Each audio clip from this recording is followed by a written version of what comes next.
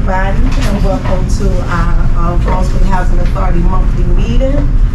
Before we get started, I'd like to introduce you to new employees right now. We have Ms.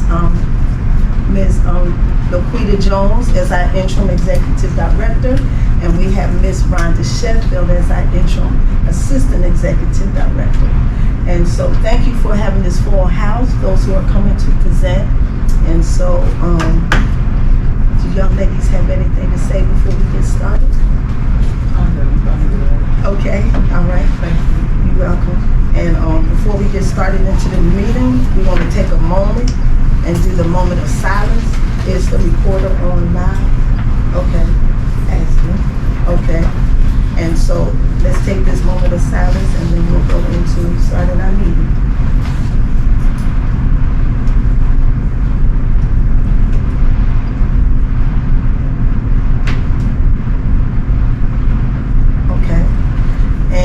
Starting off the evening, is there any changes to the agenda, commissioners? Did y'all look at the agenda this evening? Moving forward, I really would like for us to put the invocation back on the agenda.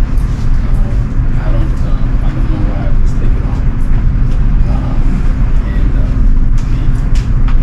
If we have to have an official vote on that, that's fine. But I just think it's out of order that we just have a moment of silence. Really, official proceedings usually start with an invocation.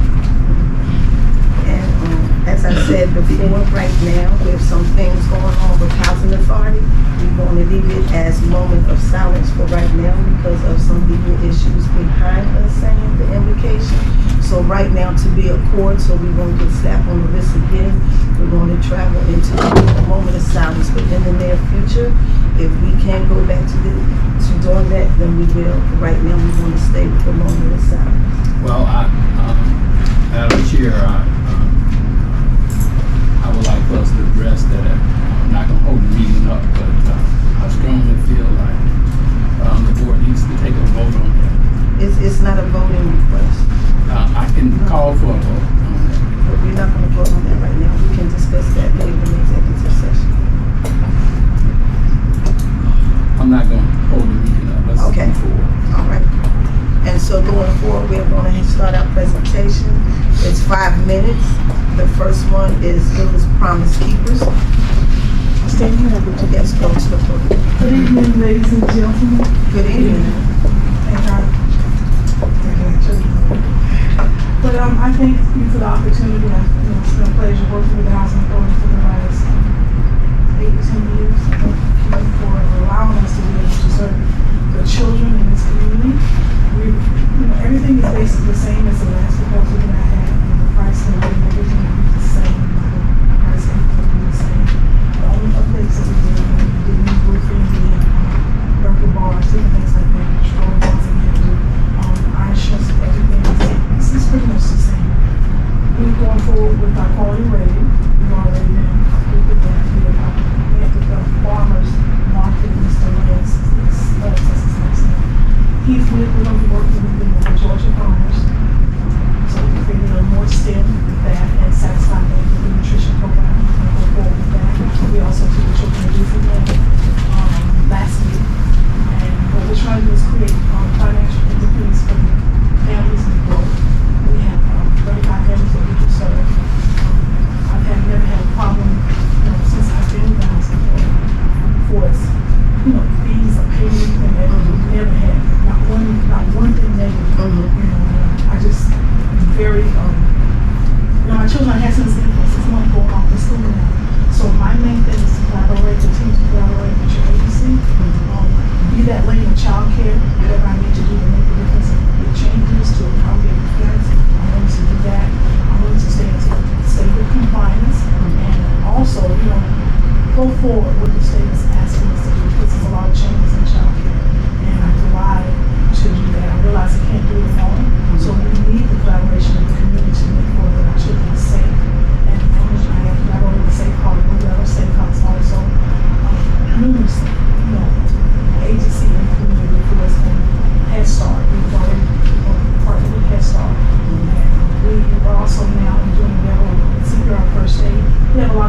have older siblings, and we're going to be paying for them to have CPR first aid. We have a lot of grandparents that also need CPR first aid, so we're going to do that with them.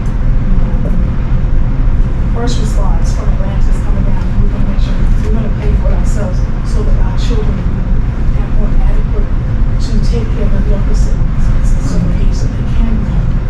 So we can reduce the choking, the fires, and different things like that. So not only that the teachers need to have that, we're going to do the family should have it also. And I'm going to make sure that I'm able to help them, make sure that it gets solved. Like I said, I'm reading and I'm pushing financial independence.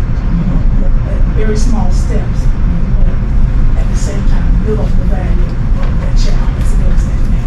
So that our families will be under the age of 35 and are senior. So we're pushing them to, continue to go to school and do the things that they need to do. Most of them take care of their children. So I'm asking you to continue the relationship, with your agency. My husband is absent. He's a retired military chief.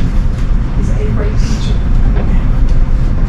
He helps me in and out with the center, whatever I need. He just sits and does all the stuff, administration and all that. But sometimes when we help come up with children at the summertime, the older children, we do take care of children that are at high risk.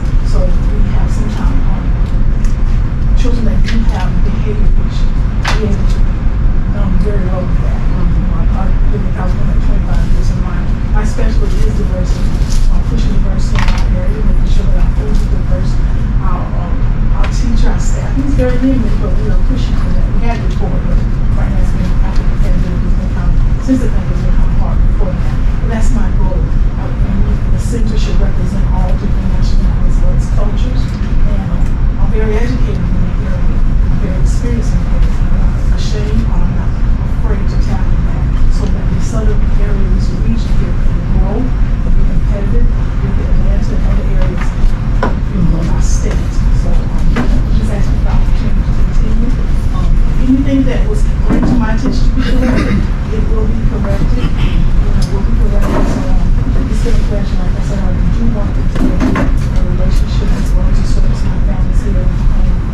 Most of my family, my children I have now, they're living in Walker School. We have employed 15 of the children that we had since we left San Diego to come here as also the teachers in the center. That way they go off to school, pushing their education. We have 2 that's going on to be full teachers, and we probably train those children. So I would want to continue that relationship. So on behalf of our speakers on the center, please give them an opportunity to serve me And you say you have 35 slots. How many children are you serving now? We serve it's off and on 20, someone within our work.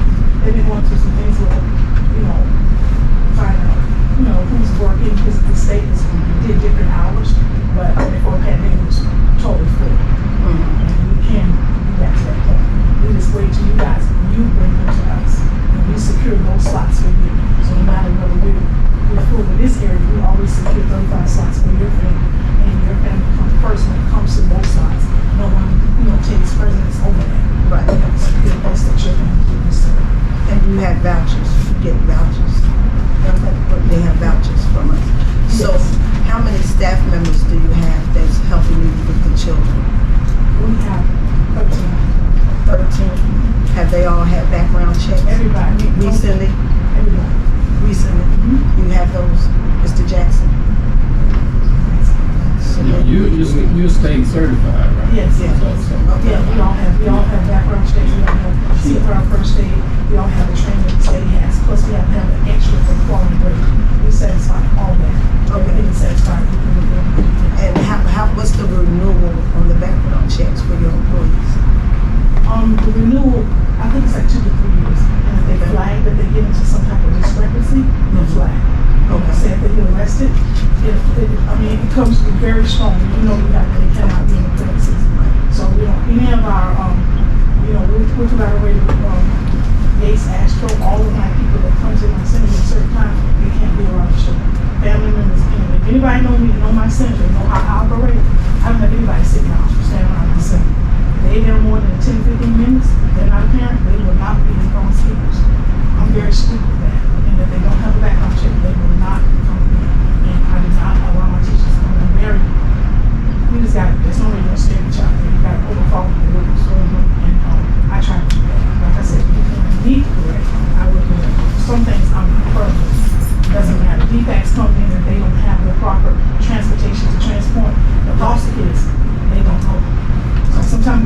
running around. I'm like, I have to have ID. I don't know who I'm getting to. The agency have to have something with their name on it to transport my children. But as long as you mean you have to. It's not even, it's a must. You know, so I operate like that. It's the only way you can stand. That's the only way you can please have the longevity and to clear you to be able to move. So that's that will be that's it. Commissioner Shaw, any questions? No, I just know by being in that field, and what she's saying is correct. You have to be updated on everything. Child abuse, you have to. They check it. We have, even if their shots not in, we have something called grits. When they go to the doctor, when they put it in, it comes up. The shot just gotta stop it when they have a shot. So if we ask them for a shot, they don't, we can pull it up. We can say who don't have shots, we're 100% without shots. We're 100% without shots. Mr. Timothy White comes to my center with my George Ford, my fire inspector. When he came to term, we started with Promise Keepers. We had a full sprinkler system. We have the same people serving us since I've been AAA, the same people. Small business, that's the only way you can survive. You have to have those people in your life. You know, when things go. So, if you have no further questions, you're welcome. I'm always there. If I'm not there, I'm sick. I'm always there. So I thank you so much. Thank you. Thank you for partnering with us. Thank you for the jeopardy. Next, we have BGA Extension, Michelle May and Suzanne Walker. Hi everyone. Hey, how you doing? That one. So I'm Michelle. I am the Family Consumer Sciences agent at the UGA Extension Office. So what that means is I do all things home ec related. So food nutrition, food safety, parenting skills, child development, healthy home environments, finances, those are all things me. There you go. Do I want to mention them? I'll just leave it there, okay? So what I'm here presenting on today is FNEP. Now FNEP is the Expanded Food Nutrition Education Program. This program is funded through USDA NIFA, and it is through UGA Extension that the program operates. So what this program is that it is an 8-series food nutrition education program that is developed to teach people within the community, and typically we target those that are on government assistance programs and that have children within the households that get free and reduced lunches at schools. But we target them to provide them nutrition education on how to make budget-friendly, healthy meals for themselves and their children at home, quick and on a budget, obviously, because we're all busy, right? We want to get home, cook our kids something healthy if we can, and get homework done, be on our way, right? So that's what this program is all about. It's a really wonderful program for people.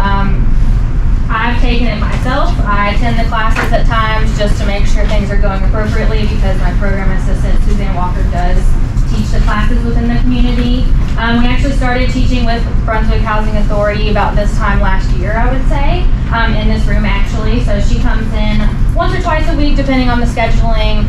She brings her skillet with her, she brings all the educational materials she needs, and she teaches them how to throw something in a pan and make it within 30 minutes for families and their children. So the packets that I have for you have everything that the participants would get on their first session. There's a calendar in there for you that has healthy recipes in it. There's a breakdown of all 8 sessions that we do, and they also get extenders with these sessions. So depending on what topic we're covering, whether it's food safety, whether it's controlling your sodium, understanding my plate, reading nutrition labels, they get pretty much free items to take home with them at the end of the class. Things like lunch boxes, grocery totes, so that they can cut back on plastic and also have something to carry their groceries in home. They get magnets that show what fresh fruits and vegetables are in season. Numerous things they get to take home in their pocket with them that they can use in real life scenarios. The other great thing about this program is they get a certificate from UGA, and I'll pass this around so you guys can look at it if you want to. But once they graduate the program, and let me say to graduate, they have to attend at least 6 out of the 8 classes to graduate. Once they graduate the program, they get this graduation certificate from UGA. It's got their name on it, and they can display it for all the world to see because they should be extremely proud that they dedicated their time to attend 6 to 8 classes, right? That's a big commitment these days. I know a lot of us would be like, I don't have time for that. So when people graduate and complete it, it's a huge deal to us. Something great about this is they can also put it on their resume. Because it covers food nutrition education, it covers food safety, they can place this on their resume and it looks really great if they're trying to find a job within the food service world. So keep that in mind too. So hopefully we can continue this relationship together. I think it's been a blast doing this with the Brunswick Housing Authority over the last year. I think it's really beneficial for the participants and we look forward to partnering with you guys in the future. How do you get your participants? How do they know about your program, the residents? We just marketed it. Usually we go around town, drop in. We just dropped in one day, handed them a folder like we gave you guys today, asked how we can get involved, and that's usually how we do things. Mr. Jackson, you have that for the news there? Yes. Okay. Just to add on, we know about the program, so the chance to get talking to our residents who mentioned the program, which is going on right now, being here tomorrow. It's doing okay. I like to see the more, I like to know the stats, you know, how many went through, how many waiting, and everything like that. That would be nice. Okay. Sounds like a wonderful program. Any questions, commissioners? I just want to taste test. Sample. What? And so, right, okay. So you only do food, you don't do things like financial literacy, housekeeping, anything, you just with the nutrition and the food?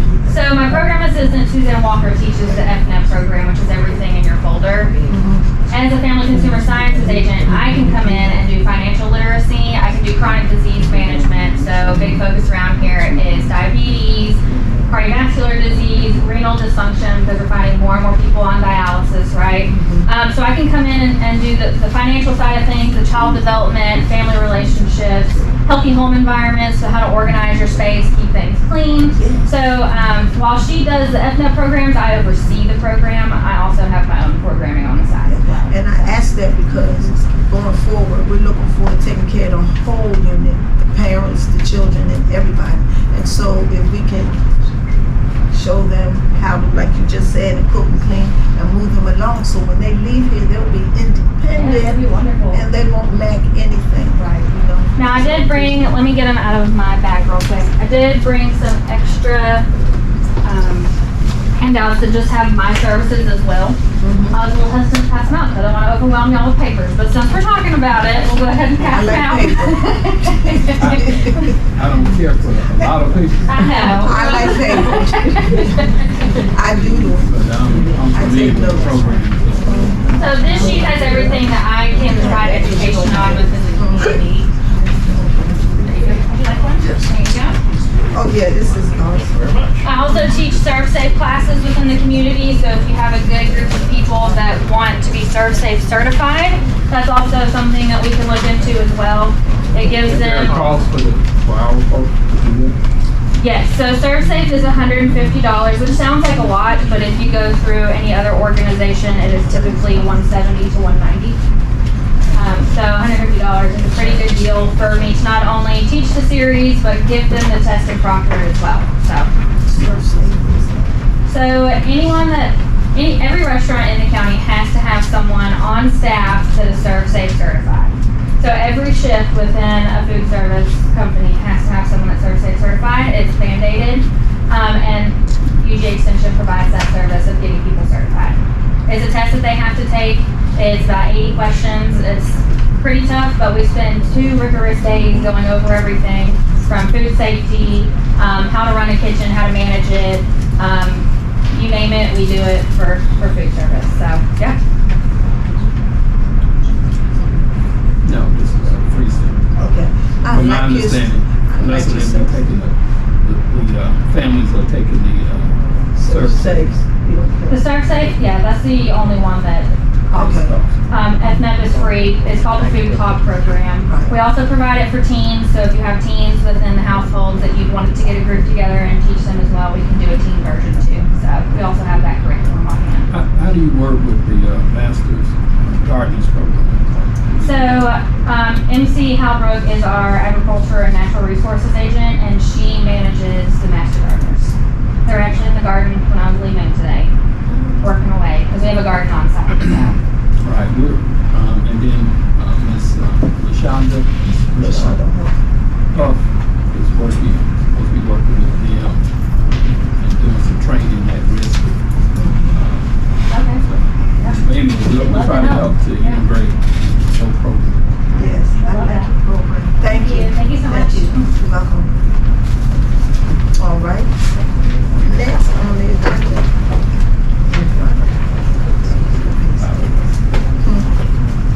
Bible.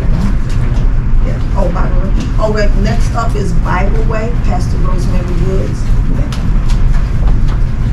Good evening, everyone. Good evening. We have the pleasure of working with you all since 2021, and we have enjoyed our time with you all and the kids and the parents. I want to say first of all, thank you for what you already have done this year already. We have been in camp, and there has been so much fun for the kids and the parents. So many different trips. Mondays is karate. Tuesdays is the movie theater. Wednesdays is swimming, and we do give swimming lessons. We have a person that gives the swimming lessons to the ones that don't know how to swim.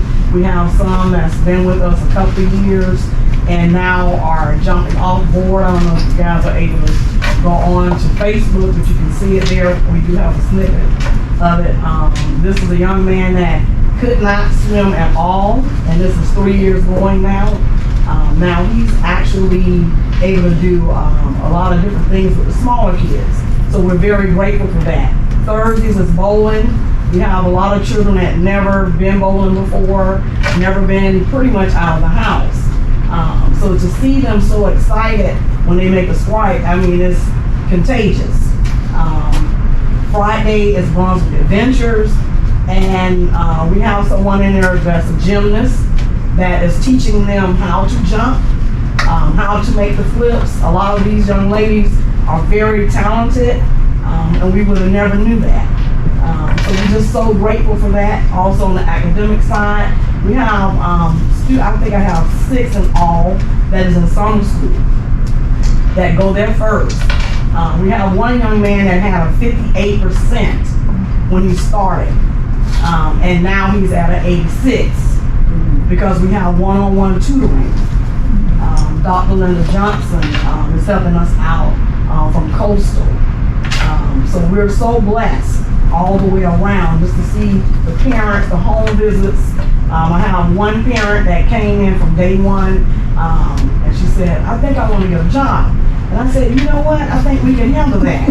So when I did my home visit, I told her, you know, what would you like? You know, would you like for me to do your resume? What can we do? Can we dress you up? And she went 3 days later, got the position.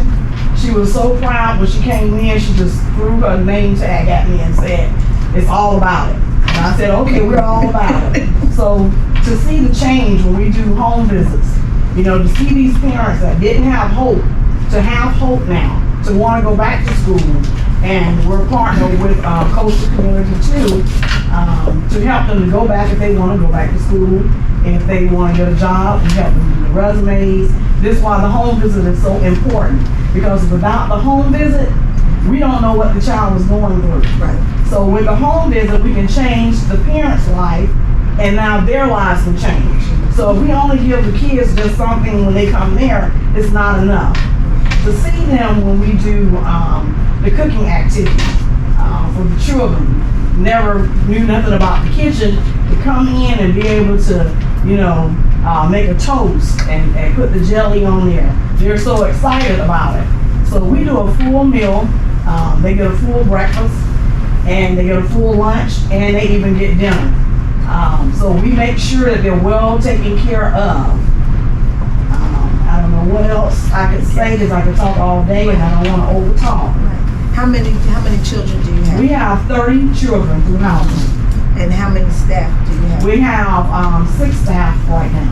Okay, and they all been checked out? Everyone has their background check, and they have first aid and CPR. Mhm. And we have 2 with CPAs, and I have a doctorate and a master's in education. I like your budget, but this is a template. I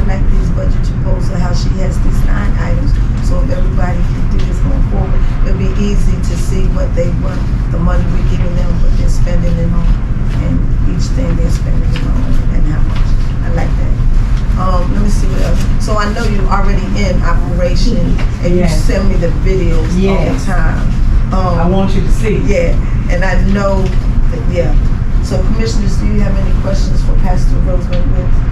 I would just say that we don't have I don't think we've set a set budget outline because some agencies are larger than others. And so it may not be able to fit within that format. If they check the print and the style of it. One thing we ask for them to detail in their budget, the money that they're requesting, how it's spent. Right, Everybody- and this is it. This is, I like the way it is done, it's beautiful, yes. Any questions? Commissioner No, I Davis? like the idea of the home visits. Yes. To the parts and for that. Thank Yes. you. How often do you do that? We're supposed to do it every 2 weeks, but I've been going once a week because with the killing that happened, my counseling really stepped in for that. We had so many parents and children just distraught.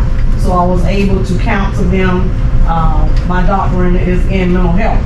So it really came in handy to be able to go in to the home, and some of them was afraid, at their own homes after that. So it was a joy to be able to give them some kind of relief. Commissioner Dickinson?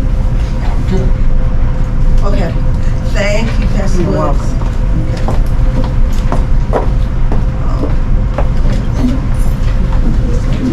Community and schools. Community and schools next. Good evening. Good evening. I'm Lynn Love. I serve as the Executive Director of Communities and Schools for about 11 years. Thank you for having us tonight. Thank you especially for supporting us over the last 8 years. We started our partnership 8 years ago, serving the students at Burroughs Millette Elementary.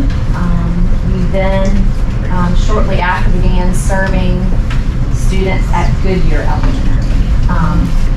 The students at Burroughs Millette and Goodyear, a large number of them are public housing families and students in Section 8. I did send Reggie a list of those students that we case manage that are Section 8 and public housing families. We offer several types of services.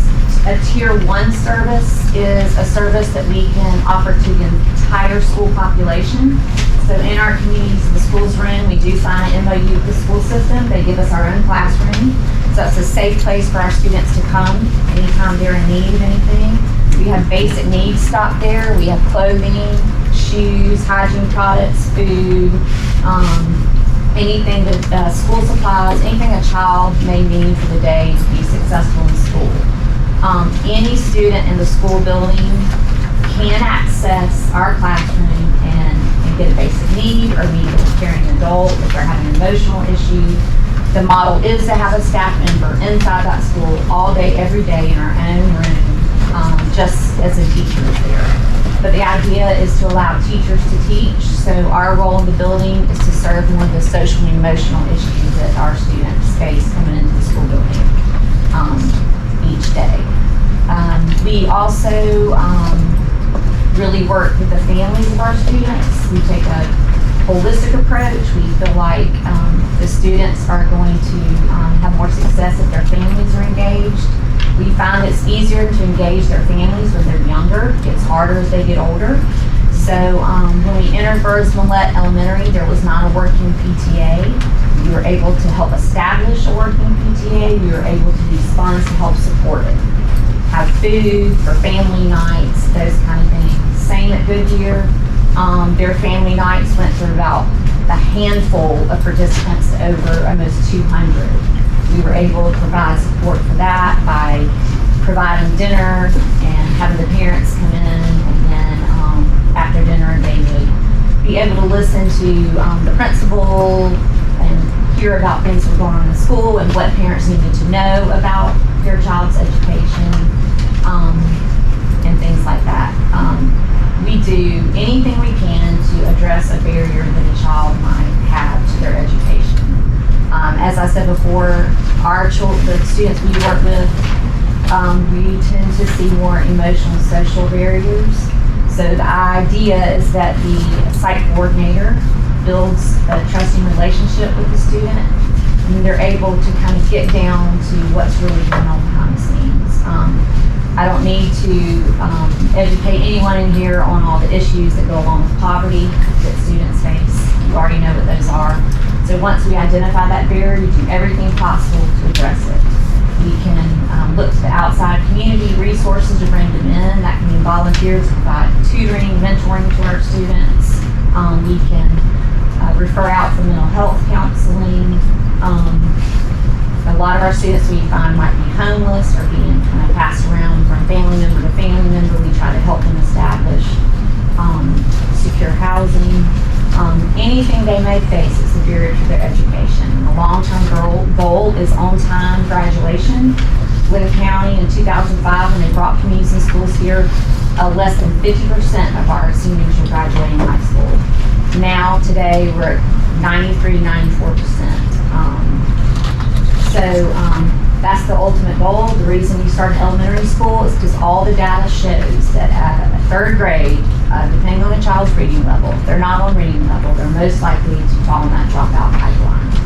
So that's the goal, is to get them early, get them engaged in their education, support them, support their families, so they can continue on, graduate on time with a diploma from high school, and then have a plan upon graduation. All of our graduates have a plan. It's either entering secondary education, the workforce, or the military upon graduation. So, I have Erlene Dixon here with me today. She's one of our program managers. Sheikah Booker's our other one who actually manages our elementary schools. She cannot be here.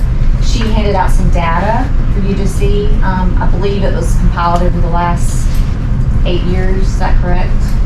I ran the last 2 years at each elementary school. So on the right-hand side is broken down for Goodyear, and on the left-hand side is Burroughs Millette. The way those reports are broken down to show you that Tier 1 supports on that first page with all the pie graphs.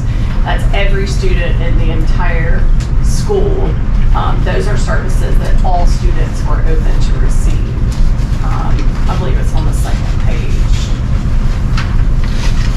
And so that is any service that we provided to any student in the school, any parent in the school, regardless of being a CIS case managed student. That's a good question.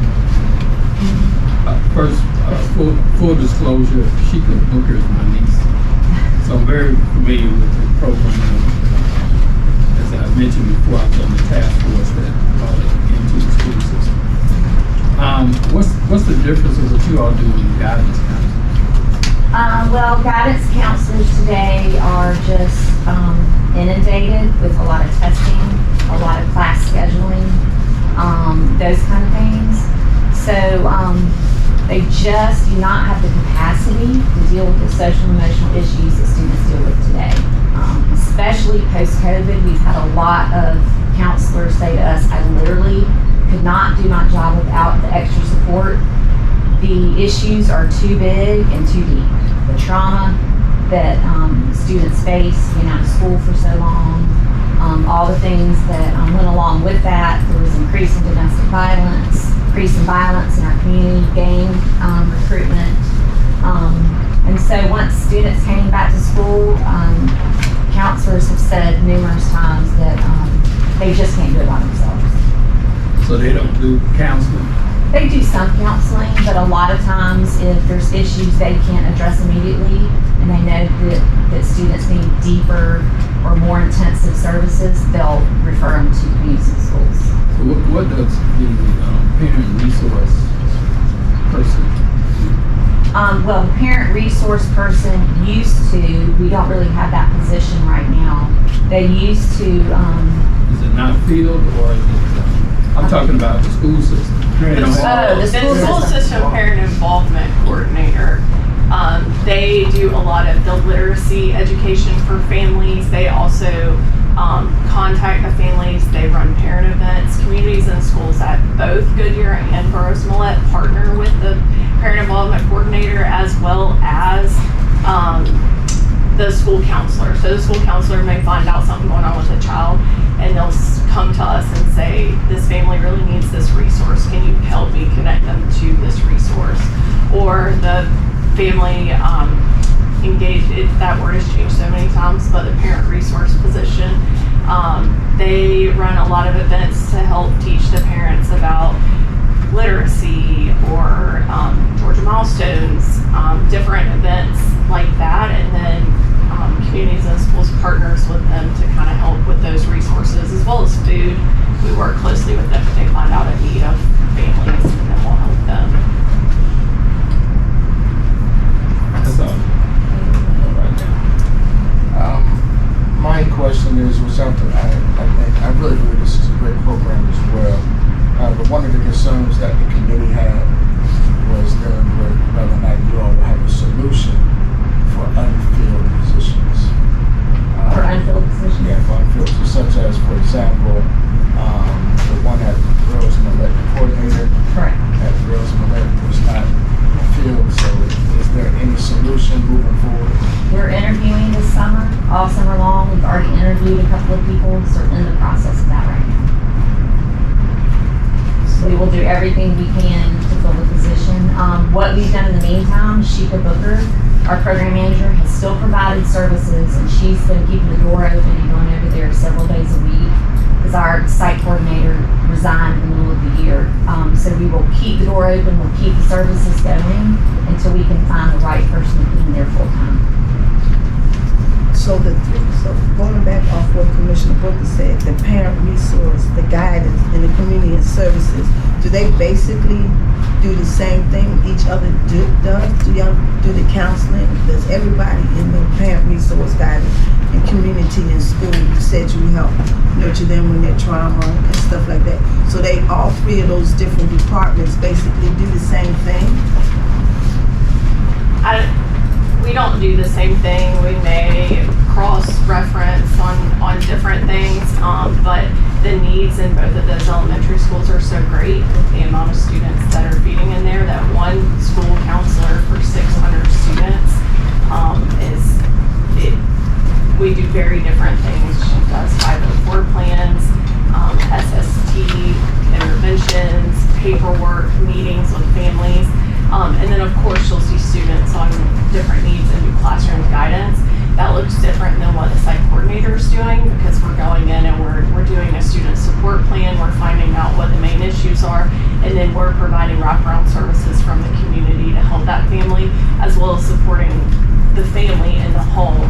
And we do family visits and all of that as well. So it is very different than what those two do because we can go into the home. We can take children to get eyeglasses. That's a big need in elementary school. Different things like that. Do y'all have a line item budget? Yes, ma'am. There's a budget for each school, broken down line item, and then the monthly costs. It's in the back of the proposal, the last 2 pages, I believe. The reason you see a little bit of a difference in cost from Goodyear and Burroughs Millet is not drastic, but because Goodyear, our site coordinator, has been there several years, and our board has put in a small incentive increase. So at the end of each school year, we do performance evaluations throughout the school year, and if that site coordinator has met all of the standards that we're asking to meet, we have an incentive for them, a 3 to 5% increase in their salary. So being at Burroughs Millet, not having anyone right now, they'll be coming in brand new, so they can start at a little bit lower salary. That's the difference you're seeing. And so the money is used basically for salaries? We are salary driven in a lot of ways just because that site coordinator is there every day providing the services. So it's salary driven, and then we have the program expenses and some overhead. I don't see the data for that. I don't think they have a copy of their proposal. Reggie? That was going Do you want to see mine? Yeah. I have a copy. How do y'all keep track of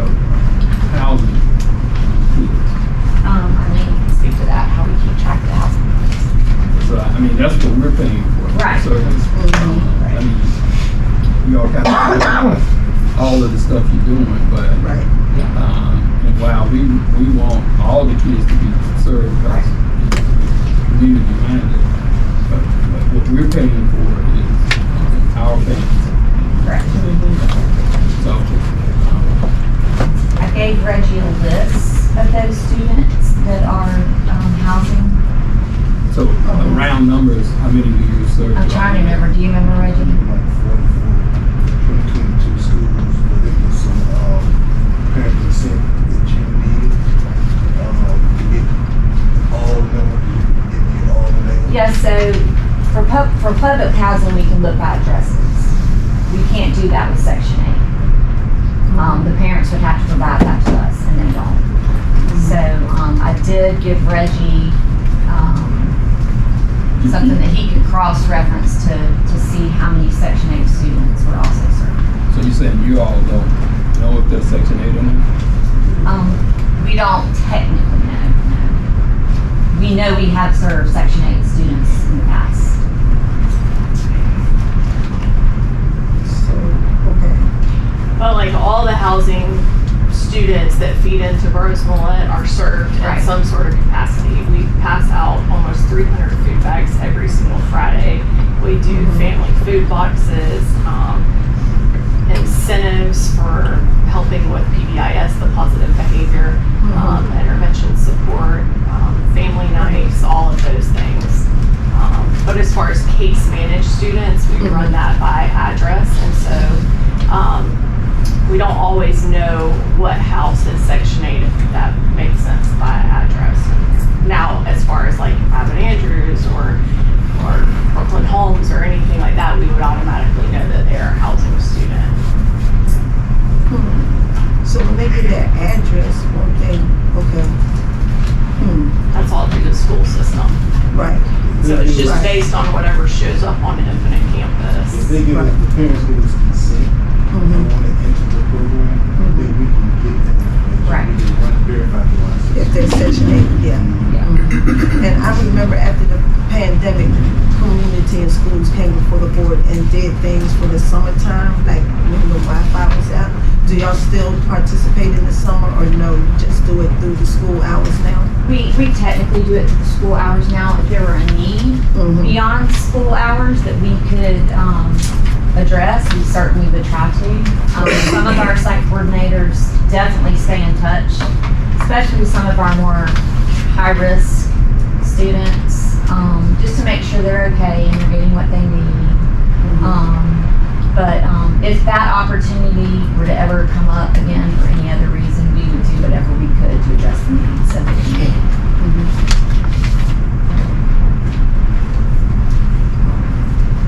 Okay. Thank you. Okay, thank you. All right, next up is Youth Enrichment Learning Center, Dr. Patricia Brown.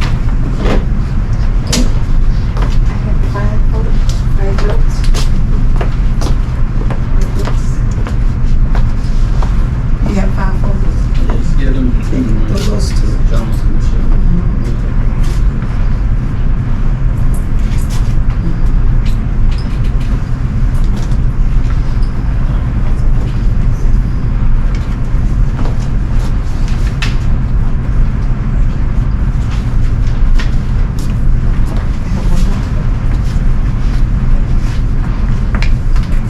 I'm Patricia Brown from the Youth Enrichment Center, and I've been partnering with council. This is my second year. Started in 2021, 2022. We have 2 programs: after school and the summer camp. It's a strict tutorial program. We service inner city children from housing, Hopkinton, Hopkinton, Backyard Court, Mercy, Alabama. All of the outline, Section 8, we service all those children. Our concentration is to have the children be proficient in math, reading, and ELA. You said you started in 21, I'm 22, I'm sorry. 2022. 2022. You started in 2022. 2022. Yes, sir. Go ahead. Okay.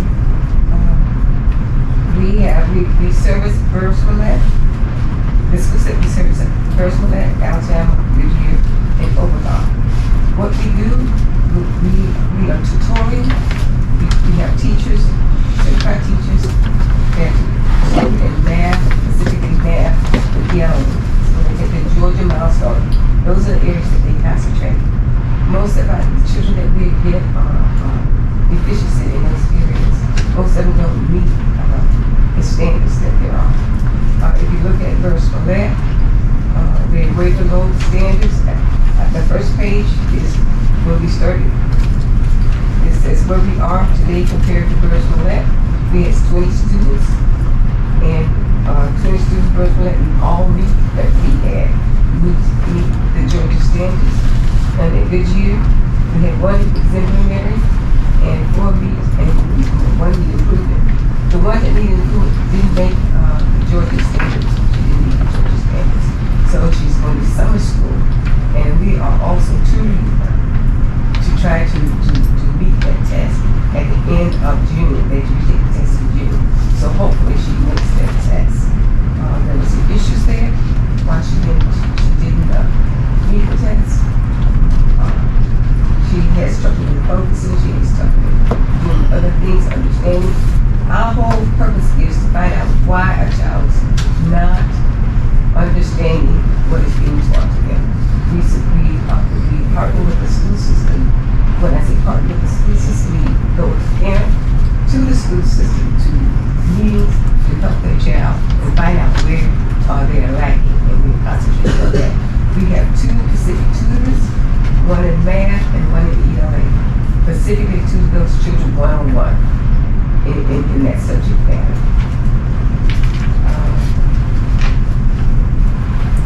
So as you can see, we have met those requirements. The next, we have testimonies from parents, and we have had children that come to us in 2 months that was failing, that was threatening not to meet the standards. You can see the first page where this child could not read. This was her parent, my mother put this on Facebook and showed where we had helped this child. Now this child is being very proficient. And we got statements from children, we got statements from parents, how the center has helped their children. And the booklet that we have, we implemented a new program called Back for the Bucks, and we are working with the parents and children for the parents to be engaged in the work with their children. And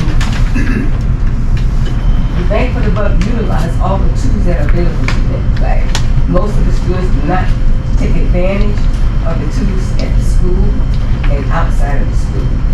It is the after-school program that we are thrust to use those. It allows the students to engage in school as well as after home.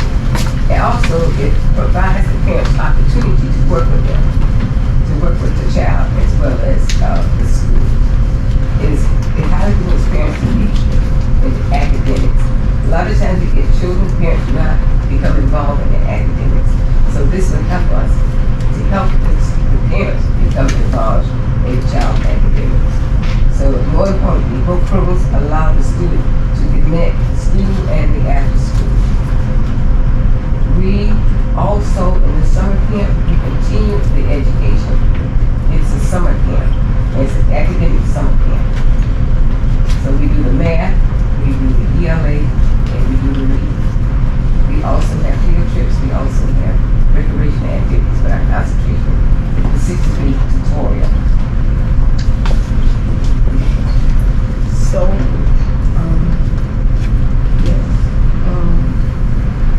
how many staff members you have working with the how many children do you have now?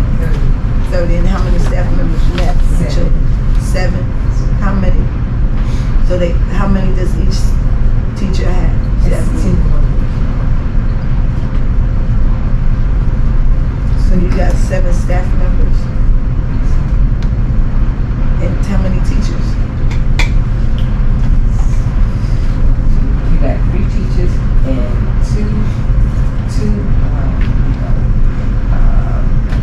tutorials. And they're also teachers. Local teachers? Local teachers? Yes, ma'am. Local teachers? Local teachers, Risley, and they both from Risley Elementary. The one, you want their name? So yeah, you want to give it to me. So each teacher has 10 kids, and then they go from the teachers to the tutorials. No, the teachers are responsible for the homework. Mm-hmm. They're responsible for the homework assignment, and they're responsible to bring the children up to where they need to be. But if the child has difficulty, that teacher hands it off to the tutorial teachers. And the tutorial teachers work with them in the areas that they're weak. Okay. Your staff have background checks? All of them. Background checks, CPR checks. Yes, sir.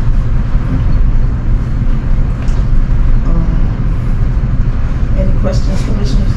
No. Thank you. Who's on the board? I have Ms. Brooks is the chair. Who? Brooks, James Brooks? yes ma'am, is the chair.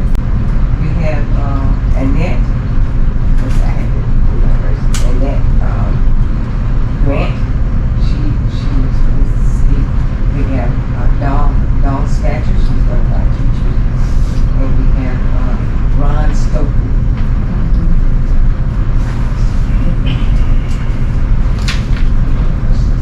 Thank you. You're welcome.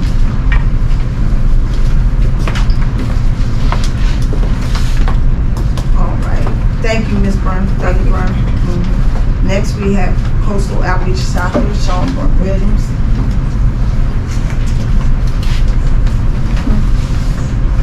Good evening to everyone. If anyone needs a copy of our proposal, then I can email that out. We just sending the general proposal. So, but if you need any additional information, please let me know to be able to report what we're doing. So I know one of the questions were, what's the difference between our programs and so give you an example of, we are a SARPA-based program that provides the academic, STEM, and community service components. In our program, we have two different tracks for our students. One is a academy and travel player, which is targeted towards our elementary age students. And 60% of our students that come into our program are classified into that area. And so we are providing weekly training for them, and that's typically on site.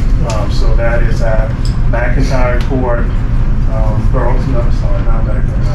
Brooklyn Homes, Glenville, and Abbott Andrews. Students that are at McIntyre Court and Hopkins Homes, we are making provisions for them to come over to either one of the other locations, or sometimes they come over to Howard Park to receive training. They are provided all the equipment that they need so that there is not a financial burden to a family. We've since the inception of the program in 2004, it has always been our view that finances should not determine a child's opportunity. So we make sure that they have all the equipment that they need in order to be able to participate in our literacy program for our elementary age students. Then we are providing them with books that they're able to add to that at-home library.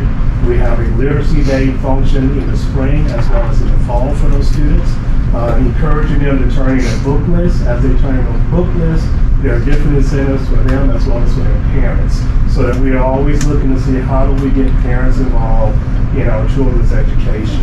Our elementary age students also participate in what we call STEM and Play. And so they have opportunities where they have STEM kits that we'll provide that they build over 2 Saturdays. So there's a total of 4 Saturdays that they're engaged in understanding engineering basic concepts in a program. And the STEM program grew out of a need that was communicated to us through the superintendents. We're saying the children that we target in our target population typically do not have access to regular STEM opportunities. And so out of that came the STEM and Play program, as well as our other STEM program that I will get into. One of the things that we're looking to add to this program this year is our food and nutrition program for our elementary age students. And so we're looking to be, right now, we're currently providing weekly fresh produce to our 35 middle school families and high school families. Now we're looking to be able to extend that, because what we're finding is this: when we are sometimes making our deliveries to our middle school students and our high school students, our elementary students are eating the same thing. So then we're running out of bags. So we're looking to be able to expand that program. It also is a point of engagement. It allows us to knock on the door and be able to speak to that parent, to be able to build a relationship with them as well. So while it does serve a purpose for helping us with food insecurity, it also allows us to engage the parent beyond the soccer field. Our special events will always have family activities, movie nights, our awards night. So we always are looking for ways to celebrate our children. And that covers really the cost when you're looking at our cost breakdown for our academy students or our non-travel. When you get into that travel program, which is now, we're actually going to start doing 5th grade and above, just because of the interest that we have. That is then soccer. We're covering all those expenses. So we have a bus, we're transporting the students. So the parents do, again, not incurring the cost of how do I transport my child to a game. We're doing that. We're covering at least one meal, and typically that's 2 meals. So a lot of times they're coming and they hadn't had breakfast. So we have stuff on the bus available for them. But again, we started doing that because we ran into too many cases where children did not have funds, or children were not participating because my mom and dad don't have $10 to send with me. So instead of having that stigma, we decided everyone that's there will be provided a meal. So uniform costs, home and away kit for that age group, cleats, socks, shin guards, all the training gear that they need. On the academic side, we look at it a little bit different. We get students, and everybody's heard those numbers from Goodyear, Burlesland, and Altown. And so we're getting those students, and we typically are having those students in middle school and high school. But it's what do we do? How do we take them from being a support program and then get them to where, how many of these students can we get to do enrollment? Because when they graduate, they need to have options. And if we allow them to stay in support programs, then those options are typically not there. They're very limited.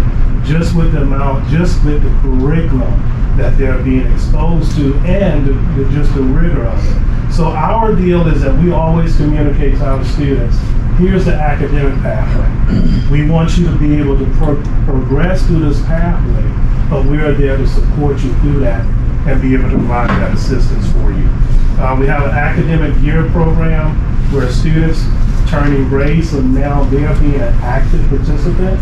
Instead of going to Infinite Campus every 4.5 weeks, they're going there twice, every 2 weeks. We give them all their missing assignments so that those things are covered. We are trained in the Georgia milestones to be able to identify the growth areas. That information is released to us from the school system based on the parent consents. And so we are identifying growth areas for our students to be able to help them in. Again, primary focus is math. We do literacy, and this summer they're actually doing journal writing. So our thing is, our goal is by the time our children get to 11th grade, we want them to do enrollment in some level, whether that's a career track or liberal arts track. So soccer is just a bonus for us. That is not, while we have students that have excelled, we have students that play collegiately, that is the bonus, and that's the way we look at it. Our STEM program, we're going to be excited to announce that we'll be starting CAD, so computer-aided drafting and design, coming this fall. If I can just show of hands, who owns or knows somebody that drives a Buick? A Buick. A Buick. How about a Cadillac? Chevrolet? Okay. So the gentleman that designed that transmission is working directly with our students. So Leroy has already made it, and this has been since 2000. So Leroy is a Navy Academy grad, retired from the Navy, and now, is a global manager for GM. And so this has been through a relationship with me when I was traveling back and forth to Detroit, and he was volunteering at my soccer camps and that we were doing there, as well as the football camps that we did for Darius, and that grew out of that. So we're getting ready to invest over $100,000 into just our STEM program. That involves buying the proper computers that are needed, buying the licenses that are needed. We are now working with Dr. Vargas as well at the college to implement our VR program. So these are all things now for the past month that our staff are being trained on, so that we are prepared for our students. And the VR for the first year is going to be used as an academic enhancement. So we are not going to get into the coding side the first year. We are basically going to say, how do we bring science, social studies, and mathematics alive for our students by immersing them into those environments when they are with us. Then also on the natural science side is our YOPRO program, which is a partnership with the University of Georgia that allows for us to be able to give our children opportunities to be engaged in the ecology that in our area and understand their impact into the environment. I already mentioned the weekly nutrition program, and that grew out of basically out of a need that we had some students that were obese, and we said, well, how do we address it? Students also wear sports analytics. Every college, every professional team has a sports analytics department. So why not introduce our students to it while they're participating? So they wear wearable devices that they're now doing data analysis and learning about that program. College visits, 3 to 4 college visits a year. Actually, this coming Thursday, we are a proponent of HBCUs. So this coming Thursday, Talladega, I'll be here on Thursday and Friday to work with our students, but this is also a recruitment visit for them. The week of July the 20th and the 21st, Albany State will be coming back when we just had a young lady recently signed to play collegiate soccer with Albany State. So these are just, again, some of the things. Don't go into everything that we're doing with our students, but within the time frame, that's what I'm able to present. Those are the differences between the two programs. And we're at our cost point that we have presented before the board. That is not the total cost. We are still, through our partnerships that we have and our other funding sources, are able to cover the cost for full participation. So, Mr. Williams, just so our new executive and director and assistant executive director can understand some more about this program, let them know just a little bit about how long you've been in the business and some of the students that have graduated from college and come back and volunteer for you. So 2004, we started the program actually through a initiative with Head Start, and then immediately after that, we started working with housing. So we've been working with housing since 2004, been receiving funding from housing since 2013. So this coming August will be our 19th year. Akeem is one of our former players as well. And then we've had our 5th college graduate this past year. And then we have 100% graduation rate of our seniors since 2014. Received over $400,000 in academic and athletic scholarships since that time. We've had students complete over 226 college credit hours before graduation. We had our first student, she's a junior, that made the president's list this past year, taking chemistry and pre-cal. So she's entering her senior year, carrying a 4.33. Commissioners, any questions? Thank you for your service and thank you for what you did. Thank you. Next up is Safe Harbor Street Beat, Jeff Clark. I want me to follow that guy.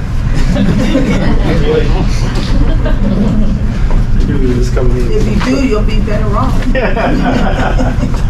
How you guys doing? All right, how you doing? Good. Let me just start off saying that I am really glad to be here today. Just a little history. I am a product of public housing, born and raised, born in McIntyre Court, grew up in McIntyre Court to the age of 16. So I saw the benefits of public housing, and I saw some of the experience of public housing as well. So I hope that whatever we do today can make a difference with all of our individuals that we're trying to serve. So I'm here in a little different capacity. My program is two components. One is drop-in, and the other one is foster care. So my age target is 18 to 24. So generally in my group, back in 2020, DFACS and Public Housing decided to create an agreement. DFACS realized that there were more kids aging out of foster care, and they had no answer for them. So what they decided to do is they decided to create an MOU between Public Housing here and with a local organization, Safe Harbor, in order to continue to follow the youth, provide direct services, provide case management, and detailed information for them to be successful over a 36-month period. So back in 2020, my organization had my program had a small group of people.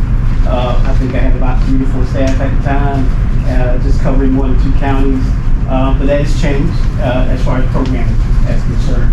But what has not changed is the growing number of homeless youth in our age group, 18 to 24. So these individuals that we're serving are very, when I say tactical, I mean they're able to maneuver into areas to create and help resolve issues.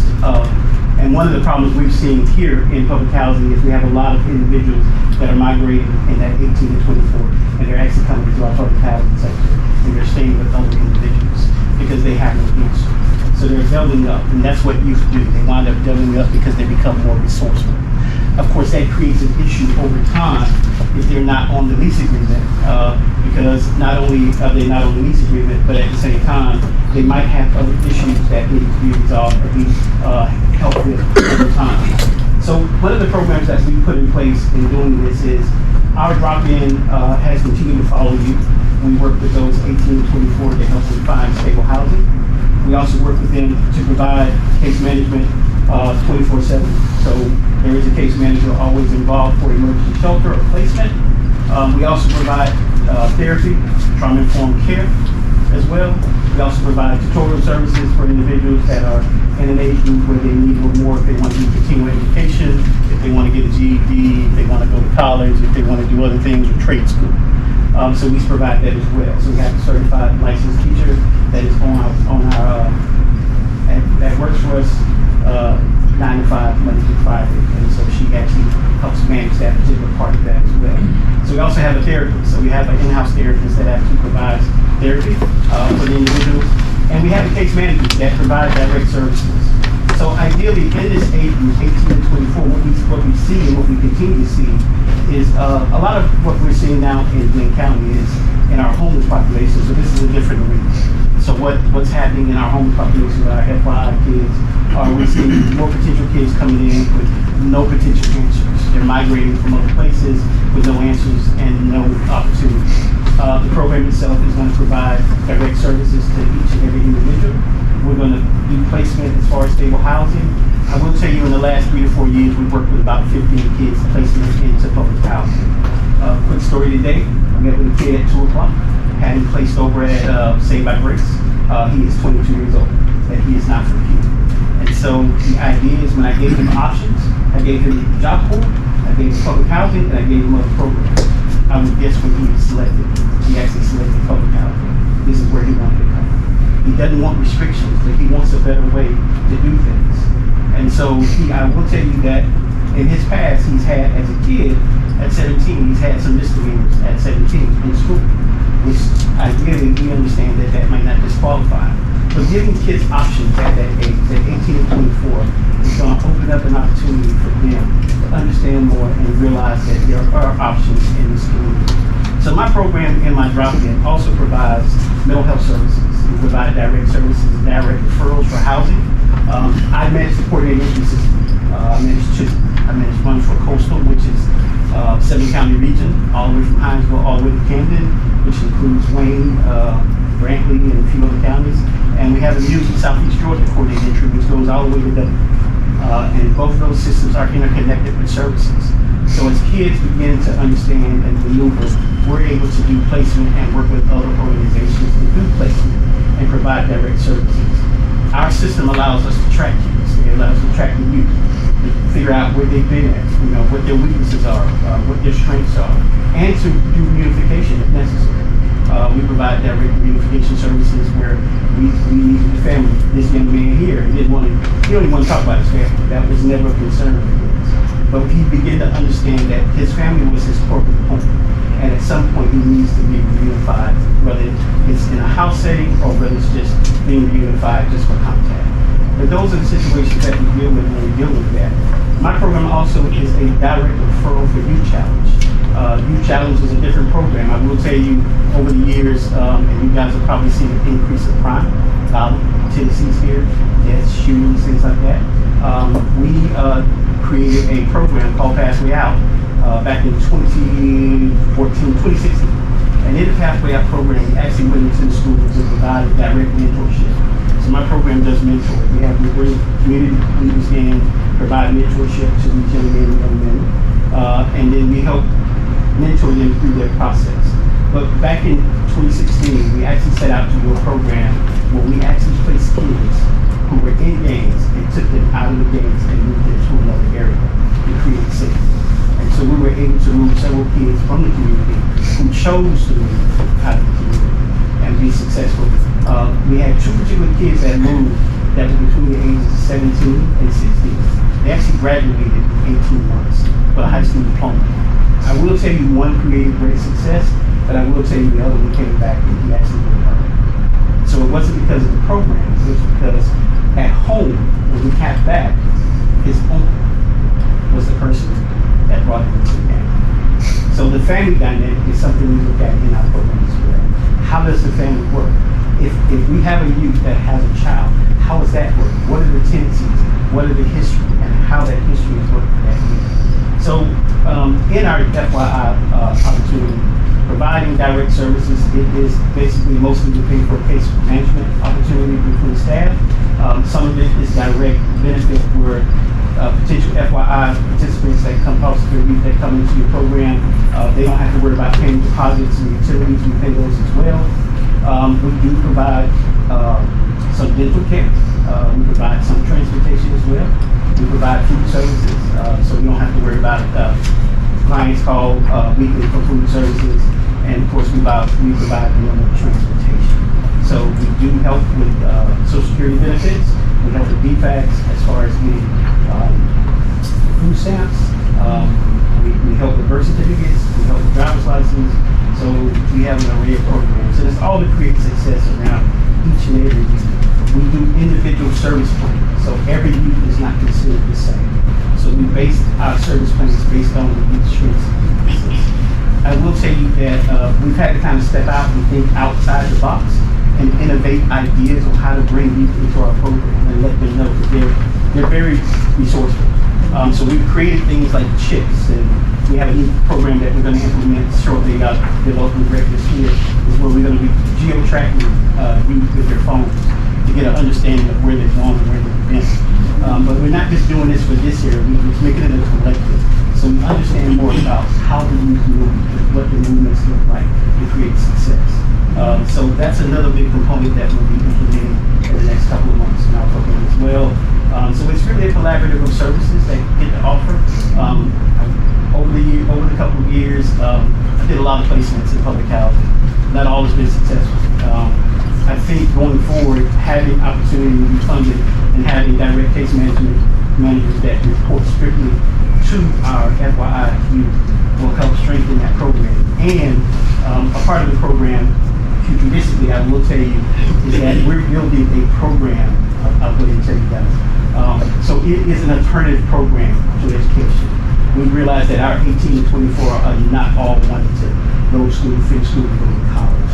So I got a commitment from a few barbers to open up a barber training school in one of my buildings. And so we're actually going to be transforming the building into kind of somewhat barber school for you, where they can come and learn trade. And so if you guys don't know, barber is still something that's very impactful in the community. I live a little different. I pay a lot for my haircut, even though I don't get as much as I should. But that's something that's impactful for a kid who doesn't want to finish school, right? He has no desire. This kid today had no desire. He stopped in 11th grade. When I talked about school and job board, he was no, he didn't want that. He actually has a job interview tomorrow at Rich CPAC. So So my program is gonna buy the shoes and the pants for him if he gets the job. But that is some idea of somewhere our kids go. Not every kid is meant to go to school and have a college degree, right? Some are trained different, some are going to figure out how to do it themselves, but they gotta have the guidance in order to do it. And so that's the benefit of having the program. And that's the benefit of being connected to all the home services that we provide. So it's not just connected to FII. The port of entry works with families. If you've actually got our annual book, you can see how many families port of entry work with, how many families you got just working with. And so it's a very impactful program. It's been recognized by the state. And then all of our programs that are being introduced today are CARF accredited, which means on a national level, I think Sweet Outreach is the 5th program in the nation that's been CARF accredited. It's a program of excellence. So it took a lot of hard work. So I definitely want to throw that out. So thank you. And thank you. And you're asking for the amount that you're asking for, your 9 item, what is that going to cover? It's going to cover salaries. So there are 2 case managers that will be available at all times for public housing. Some of that cost is going into making sure that the deposits and the light utilities can be paid for the existing and new FY kids. Can we have a listing of how much this will go towards each one? Yeah, it should. Yeah, I'll break that down. Yeah. And then a portion of that is salary based. So yeah. So all of it is basically headed toward making sure that we provide. And so it's 36 months. So we don't do 12 months. We do 3 years on case management for all of us. We can't release them until 36 months. And if they choose to come back into any of our service programs, they get that option on their own. So they can re-sign after 36 months. Any questions, commissioners? All right. Thank you, Mr. Clark. Thank you. All right, next we have Pace Estelle Dior. Good evening, everyone. Good evening. My name is Dr. Estelle Dior. Miss Christine took the liberty to passing out the packets and thing. You can put it on to those that I know said it want to give it to. The presentation I'm going to speak, but I have a PowerPoint for them to go over. Just to give you a little brief synopsis of the background. I had the opportunity to partner with Brunswick Housing within the first quarter, but to give you a brief synopsis of the actual program in itself, of what we do and how long it has been facilitated throughout different regions and everything. For the past 10 to 12 years, with the PACE program was created specifically for Brunswick Housing. I am a 501c3 nonprofit that I am physically sponsored through Operation Restoration. It's a national organization that is located in New Orleans. So just to give you that on everything that we go over within the whole dynamics of the family. I feel that it's a need to go over the full spectrum, because in some household, you may have a father, you may have a mother, but you're always gonna have a child that's gonna be a part of that. And I am a firm believer that if you know how to break the cycle and break the chains, it is gonna build a full scope of building what you need to be a productive individual in whatever sector you're looking to advance in your life. With that, the intake form is the first form when a parent comes in. The dynamics behind that, the questions are very geared to them. So our program is specific for the parent and that individual, because everybody does not have the same vision, everybody does not have the same dream. So in order for that vehicle to run smoothly and get you to where you need to go, there are 4 components that I believe that you're going to have to take a firm and to push yourself there, which is going to be the mindset, the emotional capacity, your physical, of course, and knowing how to function in that. We have a licensed therapist that's on staff, Dr. Sweets. She has been in that field for over 12 years. Right now, she's operating telehealth. She comes in once a month, and that's when the physical or the parents will meet with her after they fill out this form. Once they fill out this intake form, each individual is asked to do a promise letter. I brought each file here so that they could go through if you wanted to. Far as with confidentiality, we will share that with the board, but it's very secure and very, I would say, information in it that the parents begin to reveal because you're in that vulnerable state. So being able to keep track of that and have that on place with them before they enter the program, you will know how to structure it and how to guide them through that. You could go to the next slide. So PACE stands for Personal Development, Accountability, Confidence, and Enrichment. The purpose of PACE is to provide individualized support. I wanted to go over what we do before I go full through the slides so that you can get a full understanding if you have any questions, and we can walk you through that. With PACE, it helps to build and empower and encourage the individual as themselves. So when you come in, if you would like to start your business, if you would like to advance, if you would like to create a model of where you want to go, PACE is designed to help for that in each component. So we have our Dress for Success component that we partner with different agencies around here. I went out myself to partner with the Goodwills, with the people of the thrift stores, so that if an individual comes in and they don't have the proper attire for an interview, we would give them up to $120, and also as the tools that they've been given to show them how to dress for the interview. Also, we ask and offer the individualized support for building their resumes. Also, we provide like a score spectrum for the HR departments that we have to come in, because I want them to be successful and know exactly what they're getting into. So if you're a component that you're coming through PACE and you say, you know what, I have a skill, but I do not know how to utilize that skill fully. What we are going to do in those 12 weeks is to help you fully understand what your niche is, what your skill set is, and if you need that further education, help you get that of what you need. So everything else is in the 12 weeks for the participants will be getting themselves set up for success by making a commitment and doing that through the necessary inner work, giving the tools needed to assess the following. So if you say, what does that look like? If you have a person, and I say person because it could be a mother or a father, in the male spectrum, when a male comes in, dealing with the demographic that we're dealing with, most of them are broken. Half of them are broke and broke in. Well, you may not have a full college education, you may not even have a 9th grade education. So how do you build within that? Within PACE, it helps to bring out the best in you. And the BEST program is something that we started that's gonna help build them, empower to educate them, structure it, and then help with them with the transition. Within our program, what you're looking at right here is we had a vision board workshop, because I believe in a firm, when the ladies are able to see it and visualize it, you have to be able to articulate where you want to go, not just say, I would like to get a job, I would like to start my business. So when you have that full scope to be able to map this out and say, this is what it's gonna take for me to be committed, to be consistent, and also for me to have a full grasp of where I'm going. So with PACE, we provide the tools that's needed to get them to that capacity. So with the staff coming in, each person is designed with their own curriculum. And when I say their own curriculum, because your desire may not be her field. And if you have a child that can't meet the quota of knowing where you want to go, and what I found in working with the Housing Authority, and also other women that I work with throughout the communities, you have some that do not even know how to balance a checkbook. So we offer financial literacy to show them how to budget, to show them how to build and how to grow with wherever they are.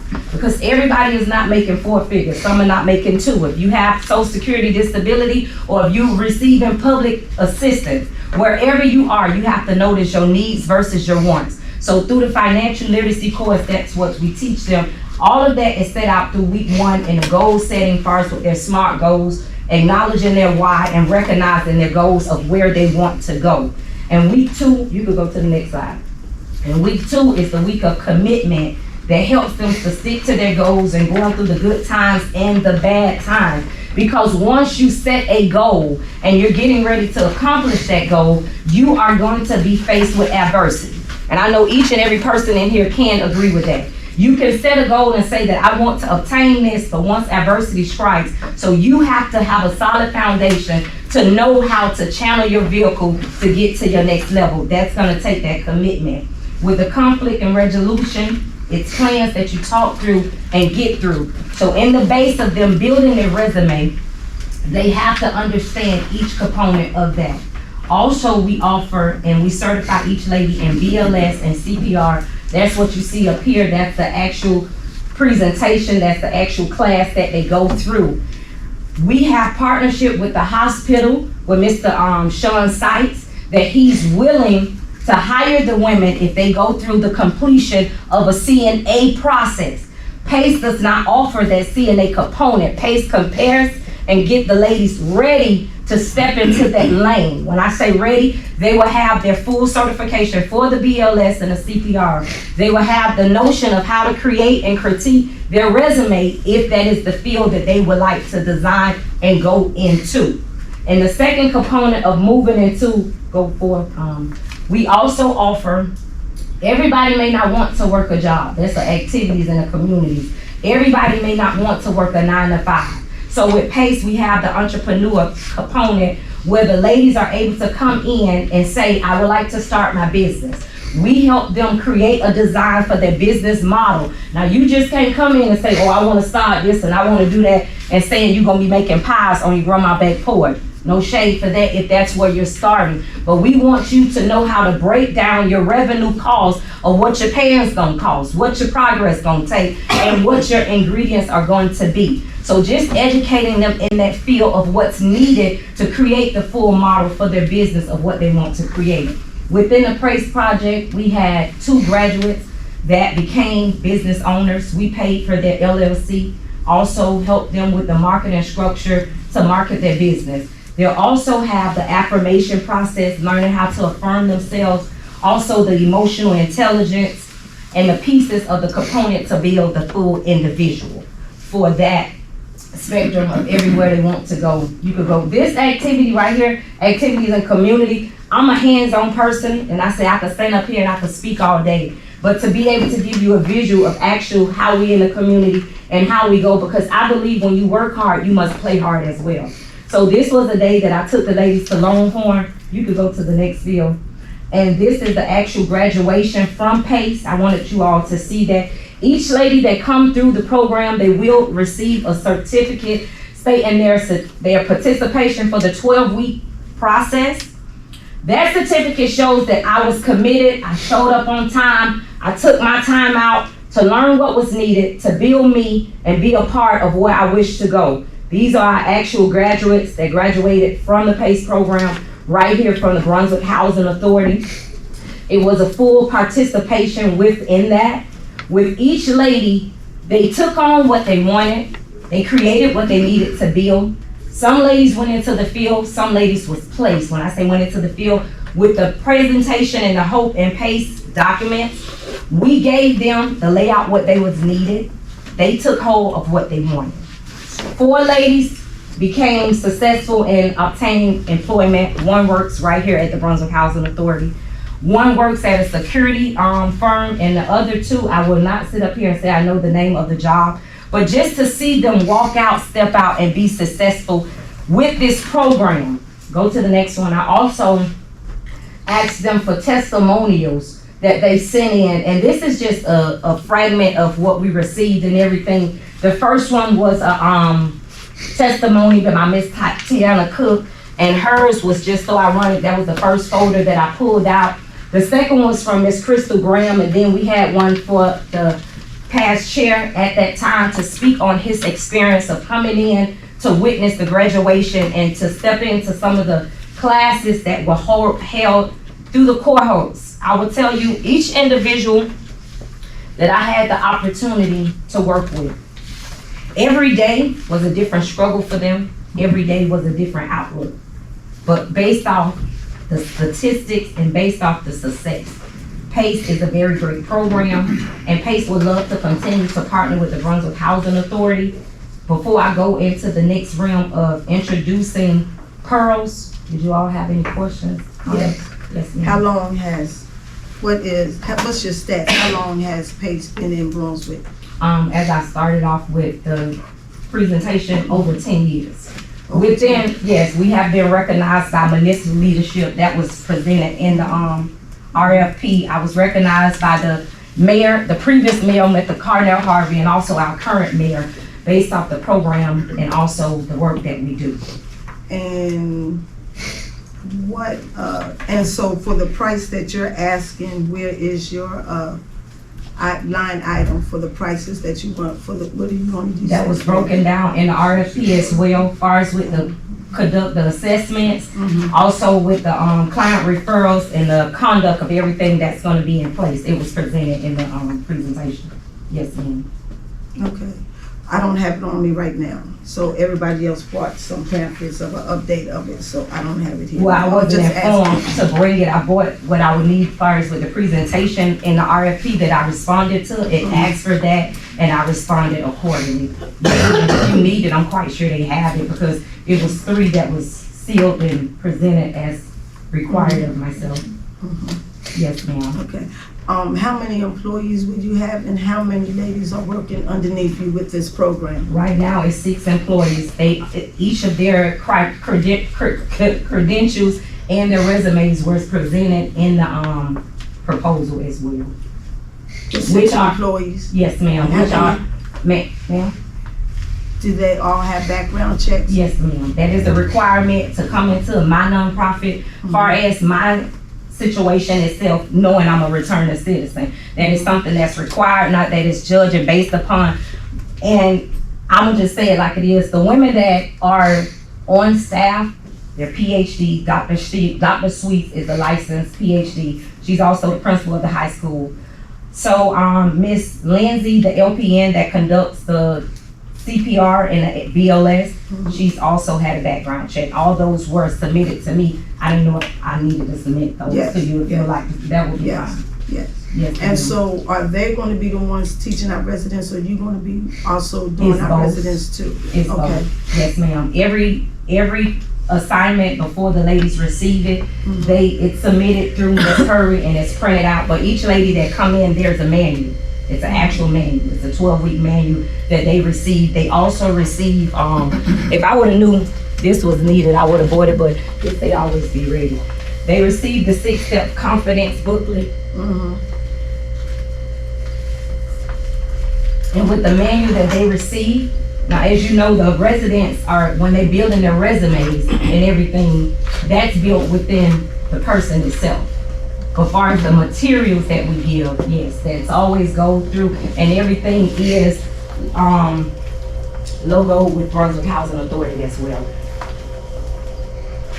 You said no go with Brunswick, what you mean?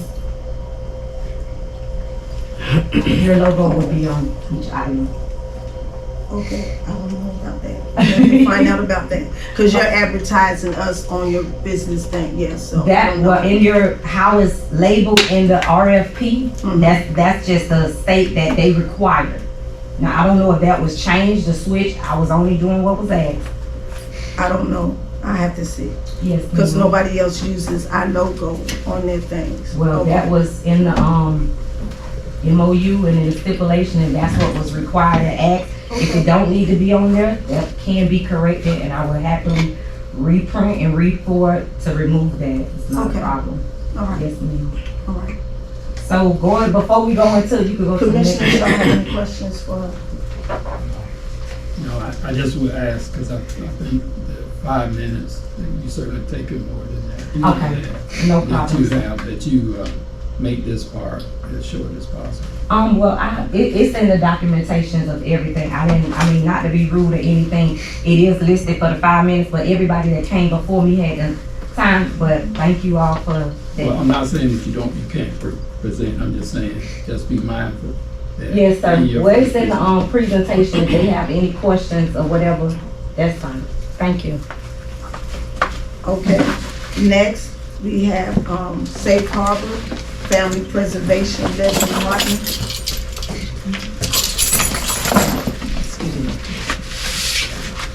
Hello, thank you for Hey, having how me. you doing? Fine. My name is Allison Black. I'm the program director for the Family Preservation Program, so I'll be representing today.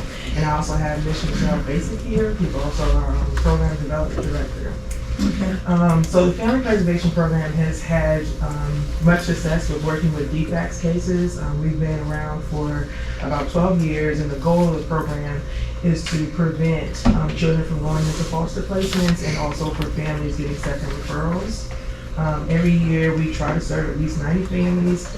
Sometimes we come a little short, but it's okay because when we serve like 70 families instead of the 90, we're able to spend more time with the families and provide more intensive services. Excuse me. Most of the families that come into our program receive parenting services and counseling and life skills coaching. So our parenting program is an evidence-based curriculum called the Nurturing Parenting Curriculum. We provide pre-test and post-test so we're able to track if the parents are getting any information from the curriculum we're delivering to them.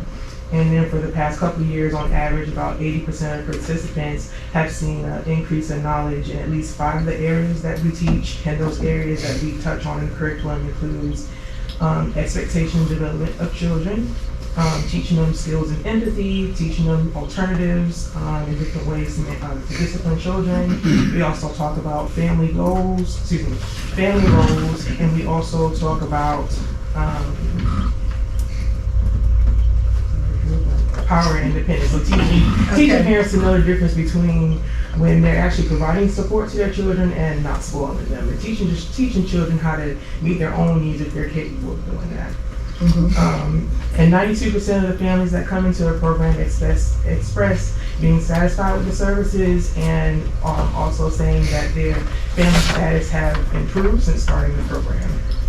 So the benefits of having this program with the housing agency is that we'll be a direct referral source to you guys. So we have worked with tenants in the past, but the issue that I've run into is those tenants cannot get those services from us unless they have open defects case. So if you guys are able to refer to us directly, they don't have that restriction. So it opens the doors for a lot of tenants here in housing. So let me ask you this. So say that again, we have to refer the residents to you? You can refer them, or we also plan to try to market it too. So we have spoken to some of the site supervisors because we do offer, we've gotten approved by the site supervisors to offer the community service hours. So they've been able to call us and verify if families have come to our parent education at our office, or if we've come to the home and provide them life skills coaching and follow up and goal planning. So all of that is documented by our caseworkers. What I would like to do is, what I plan to do is have 2 dedicated case managers to work only for housing. One will be a full-time position, another will be a part-time. So both of those will provide individual-based services or family services where they'll be able to go into the home, they'll be able to provide life skills coaching, which can range from financial literacy, housekeeping, and any other goals that the family might have.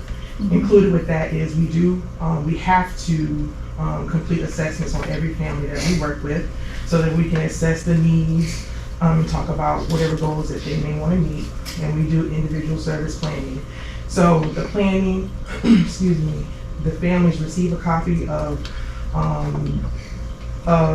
the goals that they say that they want to work on individually or as a family unit. And then as we're working with them, we track like everything they've done to reach those goals. So they're interacting with us, and then we always make sure that we get their words to hold them accountable as to what they want to do for themselves. The beauty of also being able to provide services to housing tenants is I will be able to identify if they have an open defects case. So with having an open defects case, it opens up more services to the housing tenants, so they will have access to therapy and behavior management services, which are provided by our licensed professional counselors, and they will also receive free transportation services. I forgot to mention that the full-time staff, not only are they doing those individual-based services, but they will also be providing group-based parent education every week. As far as those individual services, we like to meet with our families once a week, but sometimes we go 2 or 3 times depending on what it is that they need, if they call us and need our support. And then during the group-based parent education, we do plan to provide childcare services, so that won't be having childcare will not necessarily be a barrier to them. And I do plan to have those childcare services structured so that children are learning different skills when it comes to communication and managing their emotions. And just being able to connect with other children their age. So the goal pretty much would be building family resilience, helping them with building a stronger connection with one another, and learning new ideas to keep their children preoccupied in positive activities, keeping them away from games, and also we want to help them become more efficient advocates for themselves and their family. Now, like Mr. Clark's part with Safe Harbor, his is 18 to 24. What is your age group? So we work with any adults, but the children range from 0 to 17. Okay, any age adults in 0 to 17. I'm sorry. And like the case management, he does, what you say, 3 years? Do you have a specific timeline for case managements with your families also? Yes. So we tell our family that they stay with us up to a year, but we've had families that have completed their goals while their case has been open, and they've decided to stay, and they stay with us longer and work on additional goals. So they've been able to stay with us longer, as long as they're working the program and generating new goals. And how long have you been doing this? I've been doing this since 2014. Okay, all right. And I don't see the price cost here. Are we providing money to you? Yes, ma'am. Okay, and what is the line item? What financial will those things, what was, $75,000. yeah, what will that pay for? So this is salary driven because we'll have 2 staff, 1 full-time and 1 part-time, but there's also money allocated to incentives.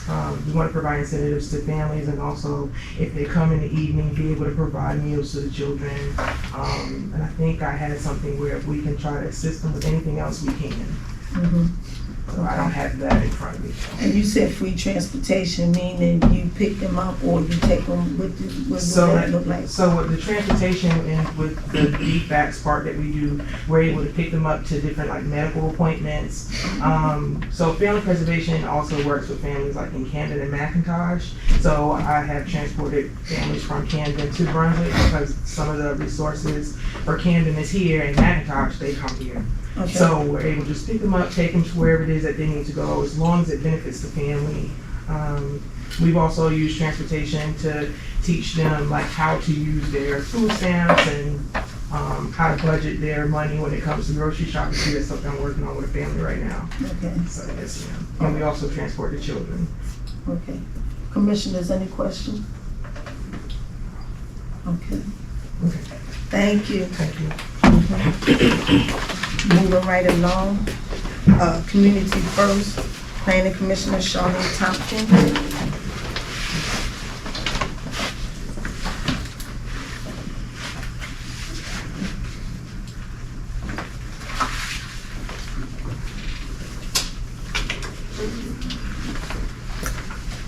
Thank you.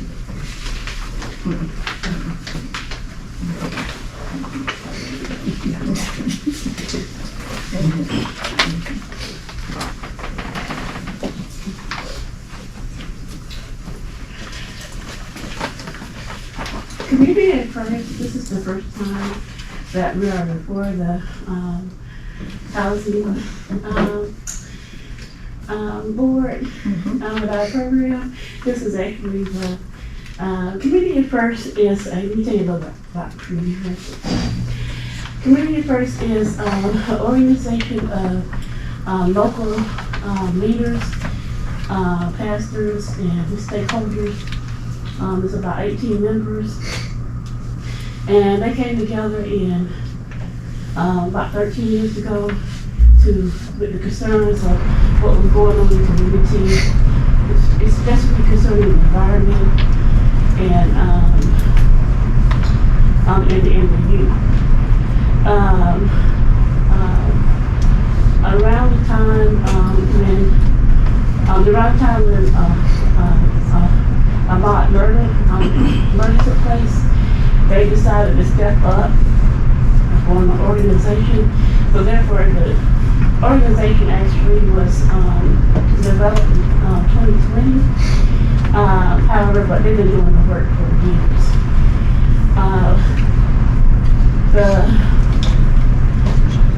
the main,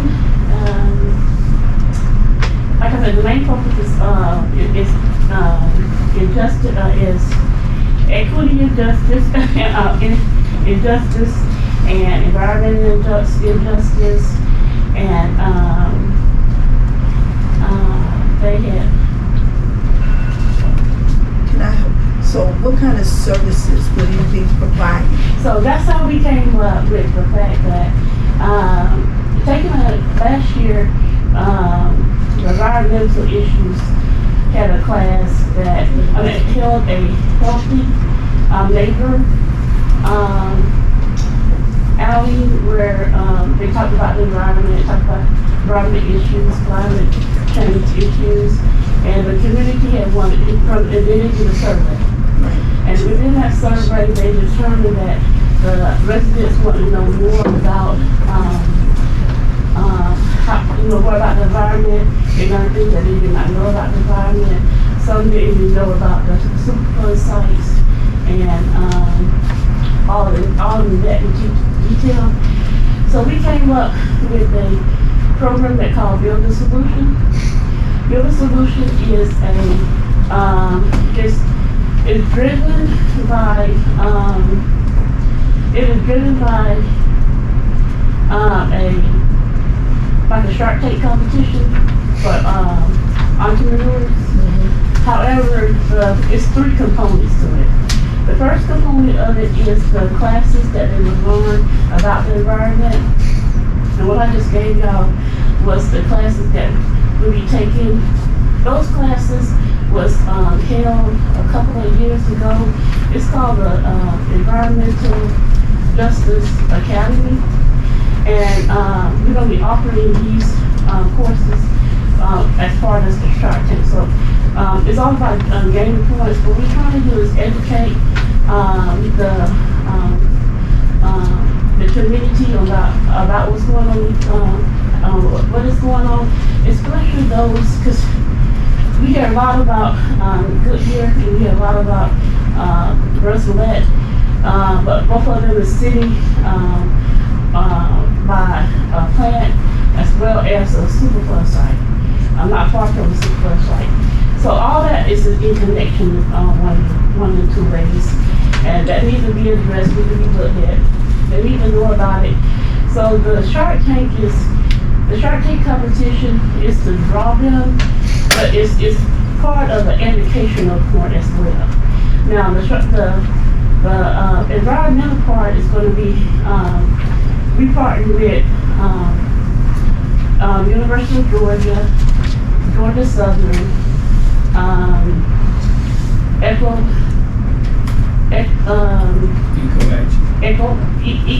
Action, and several others that's going to be holding these classes. There's 6 sessions, and some of those sessions has 2 parts to it. So these are organizations that have came, school colleges that has came together to help us with this component, as well as colleges of Georgia. So they'll be holding classes, and anyone from Helena is welcome to attend. These are classes just to educate them about it. Those that's going into the competition part, as far as desiring to be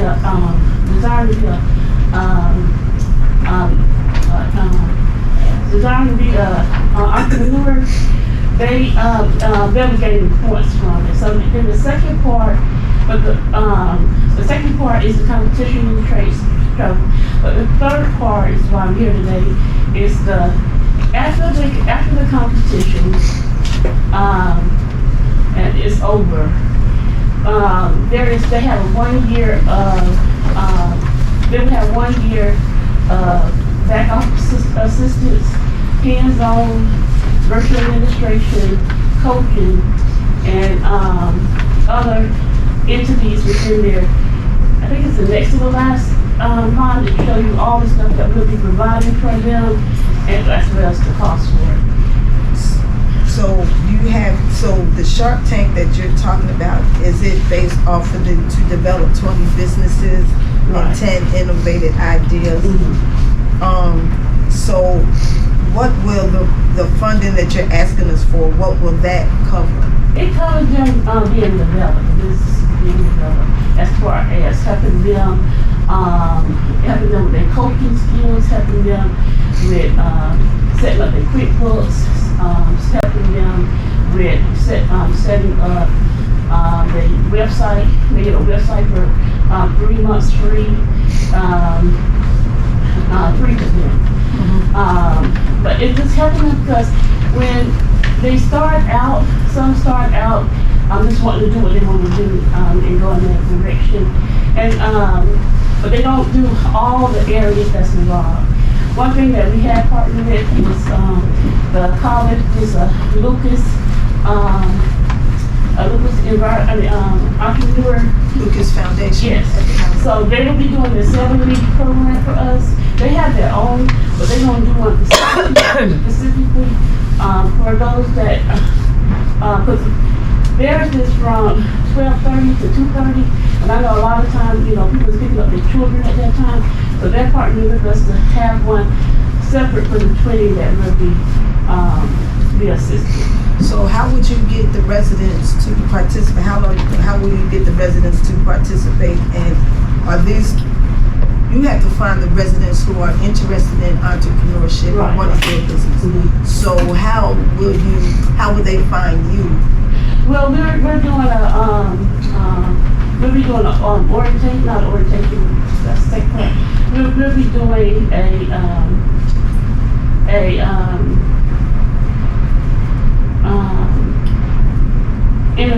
introduction at college and inviting them through social media as well as through mail to get them to come and find out exactly what it's all about.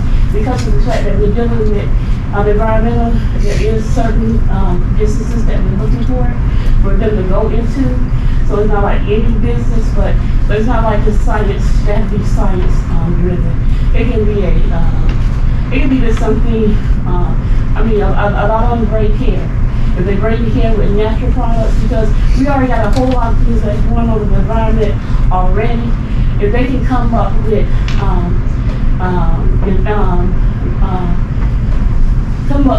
products that are natural, that we can counteract what is already going on with the environment, and just to slow down the pollution and the toxins that's coming into our body.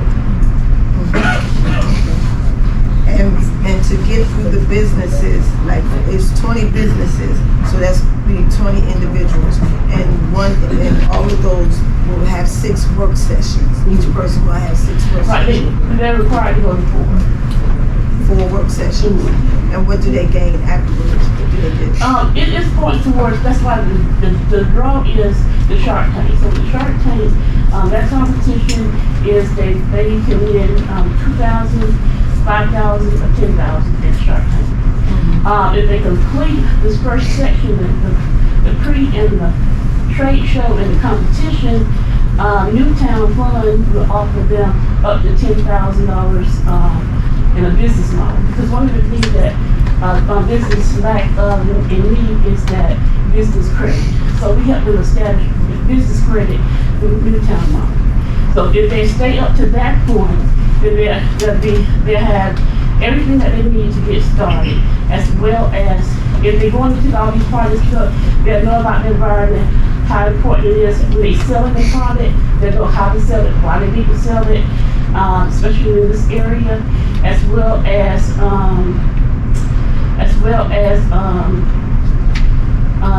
having fun if they win. They win and get the bonus. And how many people will be serving this, doing this? How many people will be operating, doing these 20 businesses? How many people will supervise and overlook it and instruct it? It is Community First. Community First has 3 employees. Has 3 employees. The Black Business League doesn't have any, but they're the government as well. The board with the government, as well as business, which is my business. Okay. How many board members? That we have.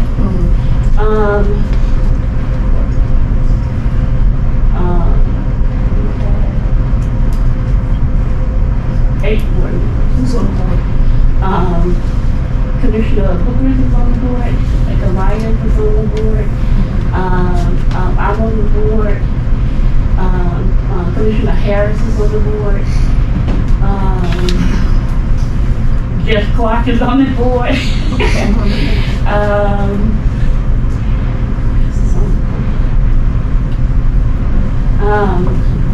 Councilman West. Oh, I'm sorry, and then we, 2 months ago, we, elected a new chairman, which is, Pastor Leon West. Any questions, Commissioner? No, just a comment. Community First, myself and other black clergy founded this organization when I first became commissioner. And challenged local pastors in my generation to step up and work on issues in their community. And so we've been doing that for several years. They are involved in a number of community issues, from dealing with the gangs and guns to this environmental justice project. Of course, we'll be abstaining from voting on this, but we started this initiative before I knew I was going to serve on this board. I think we met with Ms. Hayes and the tenant council out at Granby's Pizza Hut. And very impressed with them, and I think that's the other way that doing outreach directly through Ms. Hayes and other tenants. Thank you. Any questions, Commissioner Gibbs? All right, thank you. All right. Next up is Resident Council Denise Hayes. Good evening. Good evening. Particular week, we just wanted to update on our illness. We, from last meeting that it was approved. We want to know just how we go about getting the sign and getting it in our possession, so we can put it in our book. And also, if you have a date for us, that we can meet with the finance director to finalize the budget and just to establish, how that works. Did you talk to the other residents about this, the citywide, and did you have any residents to step up to represent the other communities along with you? We are making progress. It's not as much as I had hoped, but we got to realize that with the Brunswick Housing Authority and the transitions that they're making, and pushing everybody to go to work or be in community service or involve your kid in all these extracurricular activities. A lot of them, like you can look at my phone for the messages last weekend, today. I let them know every meeting that we're going to have and what's going on. And the biggest thing is I get is I'm working, or a kid's birthday party, or a game. So working between all that is kind of hard to get up the participation, but we are planning an event July 15th. It's going to be from 10 to 2 over in Brooklyn Homes in the yard. We'll have activities for the kids. We're looking to serve hot dogs and hamburgers, and we're hoping just by serving the food that the kids will come out and we'll say, hey, you don't know if you got allergies, you need to have your mom out here to sign a waiver, and maybe that's a point of contact that we can use to get in touch with them for the future. All communities are welcome. So that's where we are with the participation. So I'm hoping, because it's on a Saturday and between those hours, we can catch a lot of more people home and get them extra hours. So now we have an interim ED that can help you and Mr. Jackson to get those things together, what you need, and to go further to get them together. Anything else? The MOU. We have a copy that's been finalized and signed. What's up with it? We approved it, just needs chair's signature on it. Okay. Got the sealed package for you here. Okay. Did it reach you? Oh, is that the one, I think, I got it. Someone told me it was a package here, but I hadn't been up here until today. Oh, it was here at the last meeting. I don't know why I didn't get it to you. I got a phone call recently that said a package came in, but it wasn't open, so I don't know. Okay. Yeah, but I'll find out. I'll track it down. Okay. All right. Anything else? Like, Yes, it's been approved. Okay.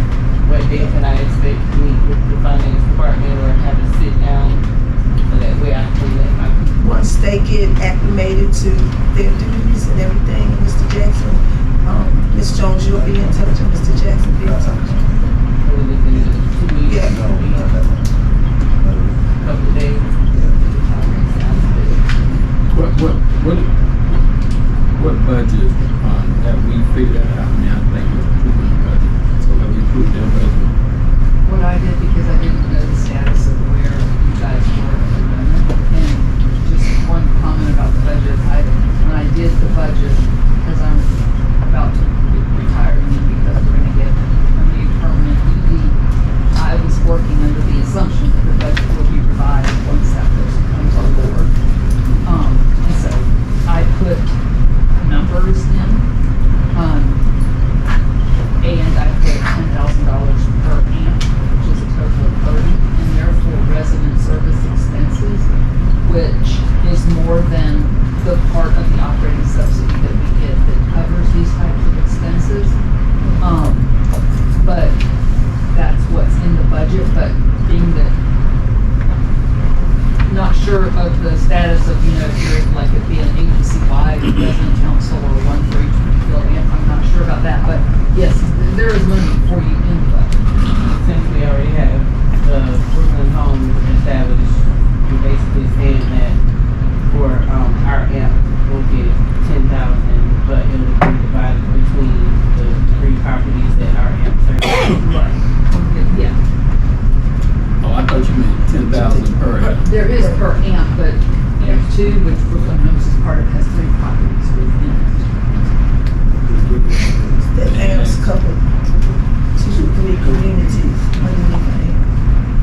There's 6 communities. Yes, 3 amps. Where's the other one? The third, Are you Mercer, talking- Abbott, and Big Brooklyn are amp 2.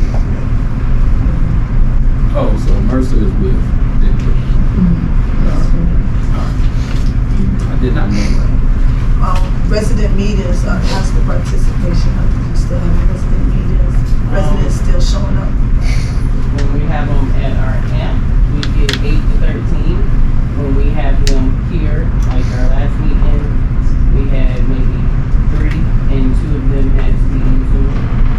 So we did look into the Perry Place and the day that we normally host our meeting, like a rent day for them, so they're not quite okay with us meeting there at that time. So in the future, we plan on redoing some of our bylaws, and we'll just have to change the dates, so that it's comparable with that particular place. What time are y'all meeting now? We normally meet between 3 and 4. That seems like a good time, but a lot of people are still at work, so they have to zoom in. But maybe we ought to change 6 and 5. If you change the date and then offer some snacks or something, if it's around the dinner hour or whatever like that. We tried that, because when we had it here, we invited all 6 complexes, and it says on the flyer, we will serve snacks, and nobody shows up, so I think it's gonna be food. You gotta say food, not snacks. They say you can't offer a full meal or, Right, certain things that would be considered a meal, so it's really just snacks. So I don't want to over advertise and then Right. here like, I ain't coming next time. Right. So, We'll figure it out. yeah, with this new budget, maybe we might We're be able moving to. forward. We'll get it together. Thank you for being patient. We're gonna get it together. Appreciate it, thank you guys. You're welcome. Madam Chair, for the delegates, Yeah, they can. Yes. what Yes. the process will be. We'll talk about that after. Thank you all.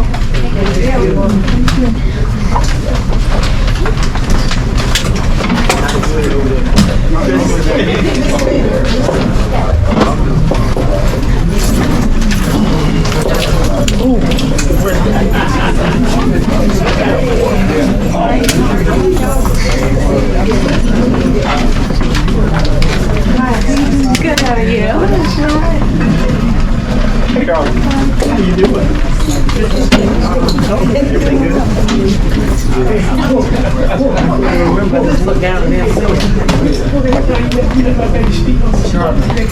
me? I just told her to be myself. Have a blessed evening. I am. Okay. Booking on people. I do too. I do, yes. But she misunderstood what I said. I said she ran for it. She already went way over.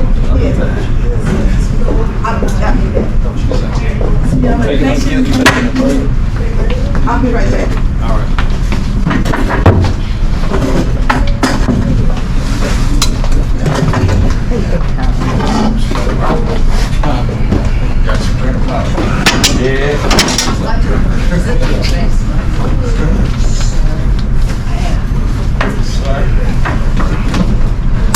Excuse me. Can't even keep you out all night. He gonna keep you out all night. Do me wrong.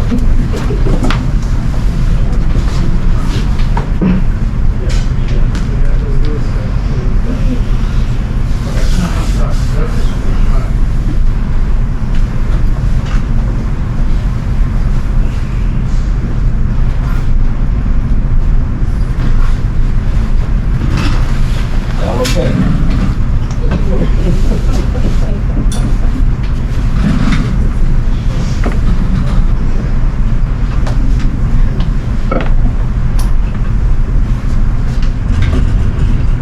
Yeah, preferably this would be the last time we do it this way. This is too long. They want to do it early. It won't be like this next year because everybody will have to be part of it. And then we coming up in March, April, discuss. Yeah, but we'll see. We gotta leave this through.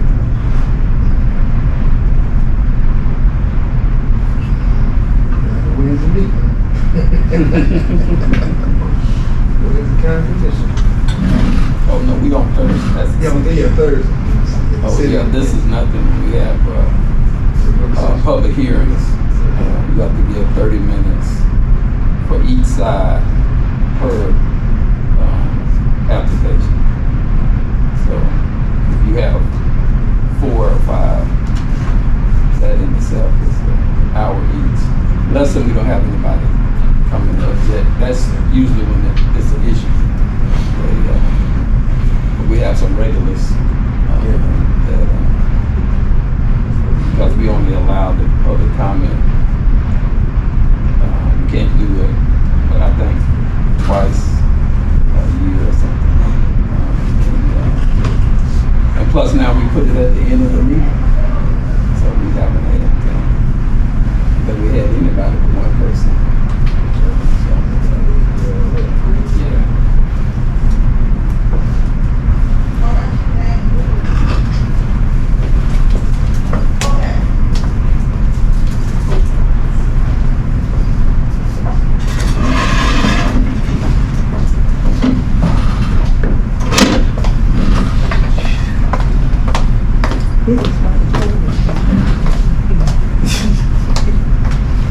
So, yeah. I put my jacket on.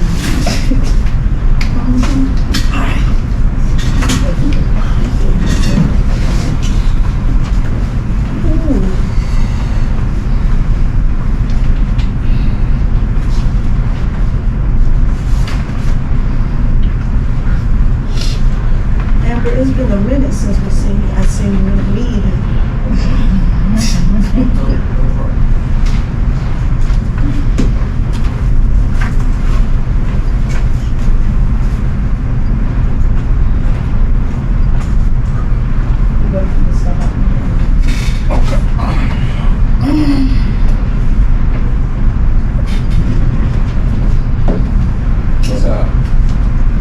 Amber, what do you do?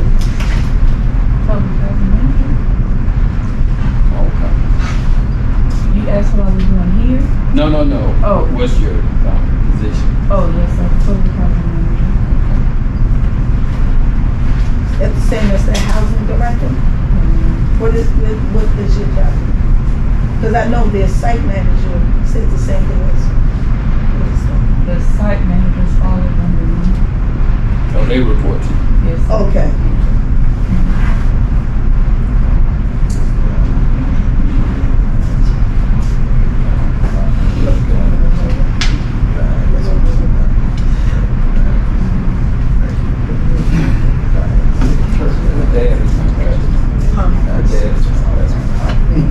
Don't you know? Don't you know?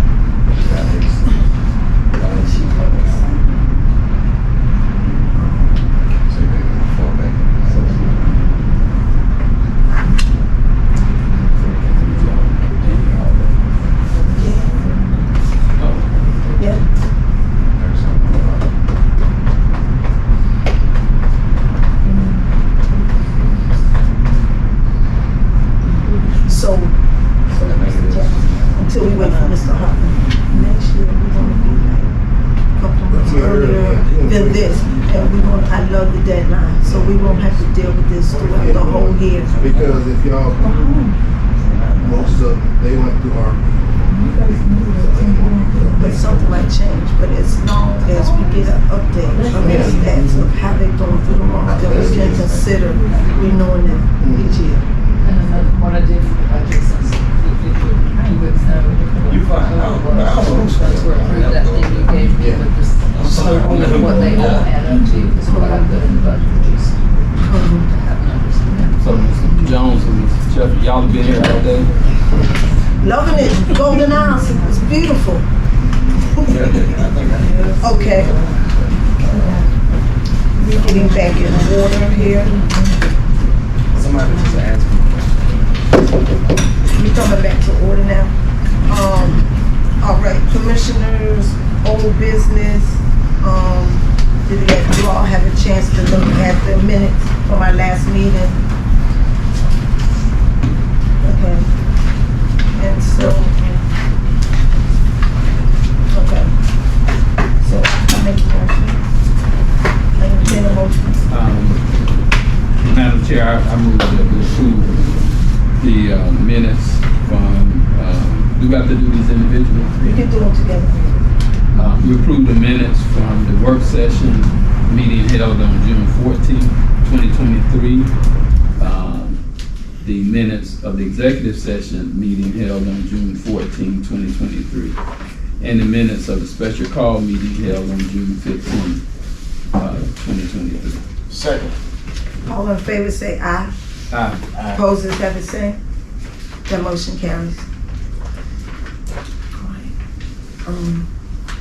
All right, next on it is approval of the May 2023 financial report.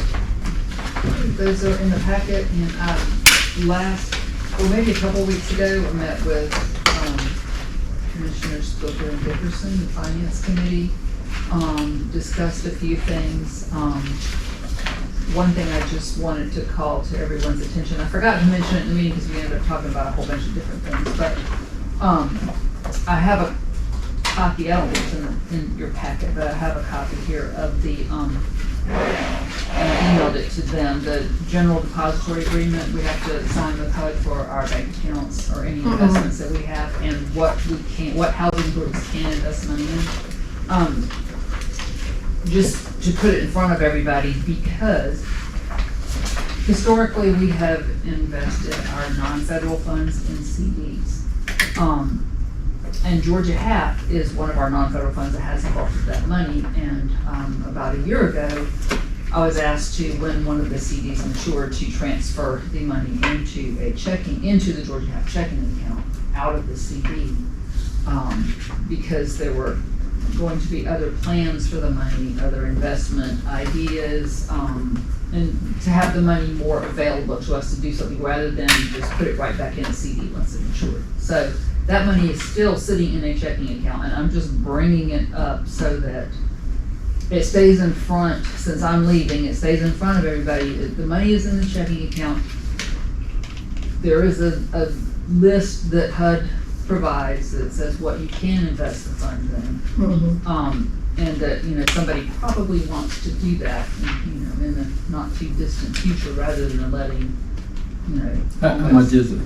Well, it would have been more, but at this moment, it is, in the Georgia HAP checking account is $5,600,000. Is that the 5 million, the former chair used to always speak about that we had in escrow of 5 million? Probably. I mean, I don't know specifically, but I would assume so because that's the only one account that we have that has anywhere near that amount of money. So let me go back to the CDs. What's the purpose of Housing Authority having a CD to grow it? Yeah, I mean, to you know. To make money for housing, Right, and yeah. then, so when they expirate that time, when that CD matured, then that money was just sitting there. Well, it's and- in a checking account that also earns interest, and Right. to be honest, the CD and the checking account interest rates are not that different at Right. this point in time, so, you know, we're not talking about a lot of money. Mhm. And since all of our accounts You from mean a HUD lot of interest money. That- Right, that $5 right. million is a lot of Right, money. so, yeah, Mhm. that's what I'm saying. But all of our funds, no matter where they are, that's why HUD has a very specific list of things you can invest in, but they have, whatever institution, financial institution we go with, they have to pledge securities on all of our funds. And so, you know, it's one of the reasons they don't necessarily want to do business with you in the first place, but,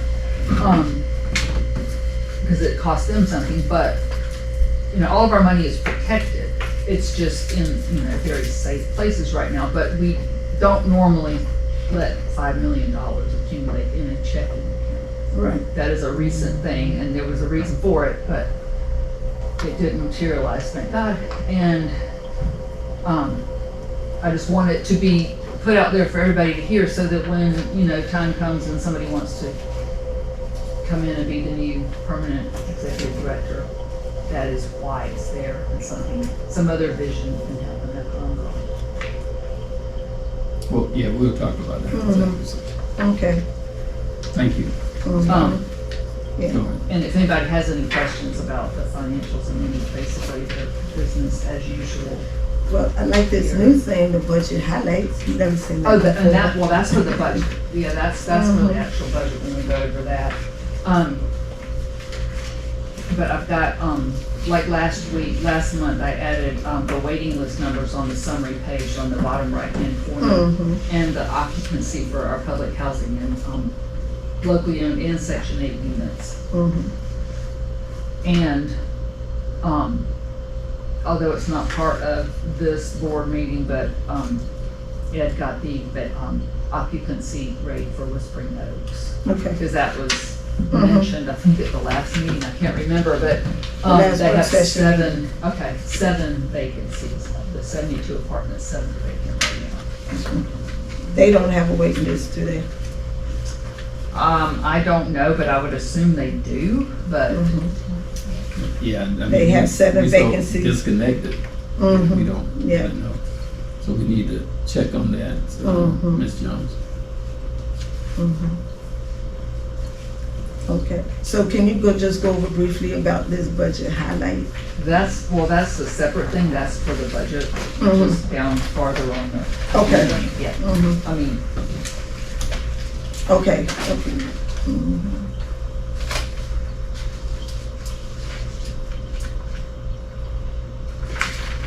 I think we had some, very, like an eye-opening discussion. So, with the finance committee. right, does that go in with this, coincide with her doing the financial report, committee meeting? That she attended? Yeah, I mean, this is, she went over, basically this information and more. That, so it will guide us so that we can, make some better policy decisions, I believe, and provide, Ms. Jones and Ms. Sheffield some guidance. And I'm sure they're learning, more as they're here talking with the staff. Yeah, I want to understand what y'all learned in there too, so I can, numbers is not my favorite thing, but I'm nosy, I want to know what's going on and understand it, so I can ask questions. All right, anything else, Ms. Dyer? All right, commissioners, y'all have any questions for Ms. Dyer? All right. We probably need to approve the financial report. Yeah, I can take a motion. I so moved that we approve the financial report as presented. Second. All in favor say aye. Aye. Opposers have the same. That motion carries. All right, executive director's items, new business. Approval of the, oh, now I see what you mean. Yeah. Approval of the fiscal year 24 budget. Okay, doing the budget right now is a little difficult, but I put one together, like I said earlier. I'm assuming that it's gonna be revised fairly early with a new ED. There's most people on it. I did the budget, and if you look at it and you see, the bottom line on the fiscal year 24 budget, the income or loss excluding depreciation, since that's not a cash item, I didn't want to include it. Let me find it. What's it called? It's like, looks like this. It's right, This, this right here. there, but make sure it's not the revised one for 2023. It doesn't say. Up in the very, yeah, up in It the. says, this one says revision. Okay, that's the 2023 revision. So look at the one that says 2024. It's not a revision. Right. Okay. So that's the one you want. Most, everywhere you see is everything is operating at a loss almost.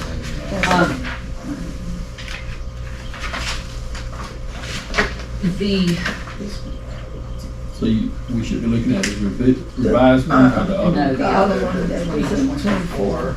All right. Okay. Regular.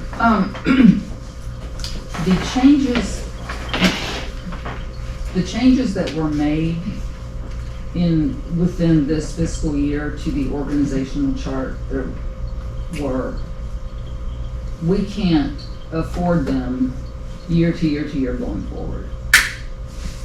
Because unless we change the way we do some things. There's a lot of changes in the organizational chart that several of us, people were questioning it, but it was basically said, well, the grant's gonna pay for this, the grant will pay for that, this will pay for that.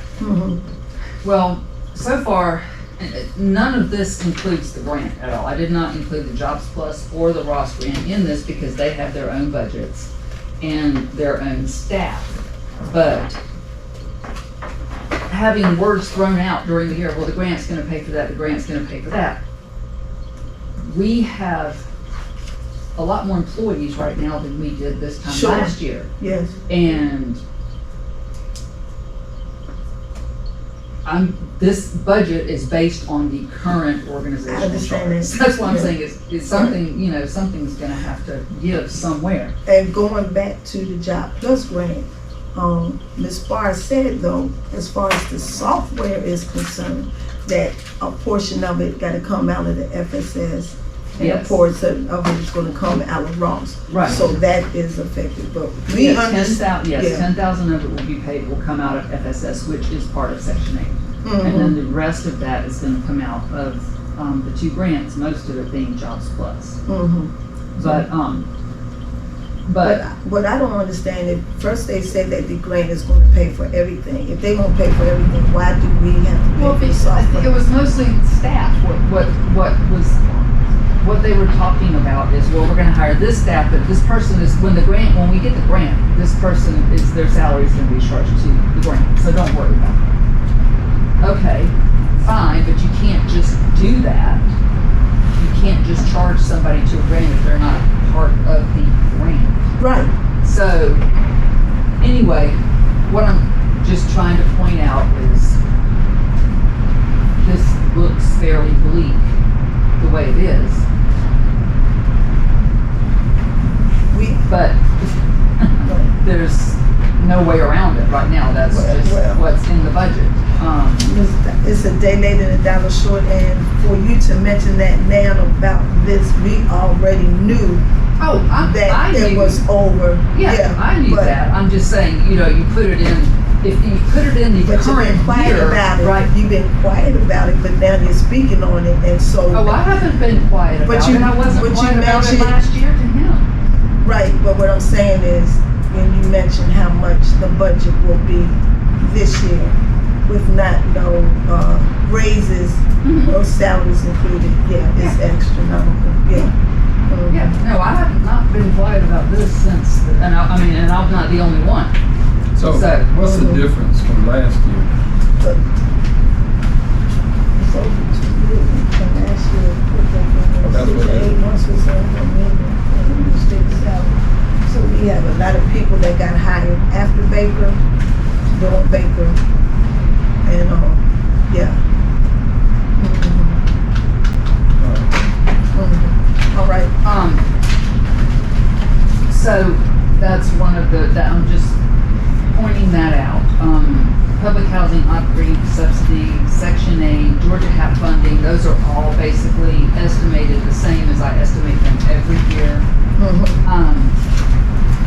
The very last thing under the 2024 budget highlights, the only capital expenditures that people are requesting in our capitalization threshold is $5,000. So anything under $5,000, I'm not speaking of, those are operating expenses. The purchase of a new tractor for maintenance, and Ed, I rounded it up a little bit just in case, to $35,000. IT related expenses, mostly servers, $16,000. Other routine IT related expenses are operating expenses. Say with IT servers, what do you mean? That we spent recently? No, this is in the budget. Okay, that's in the budget. Yeah, for next year. For servers, what new servers do we need?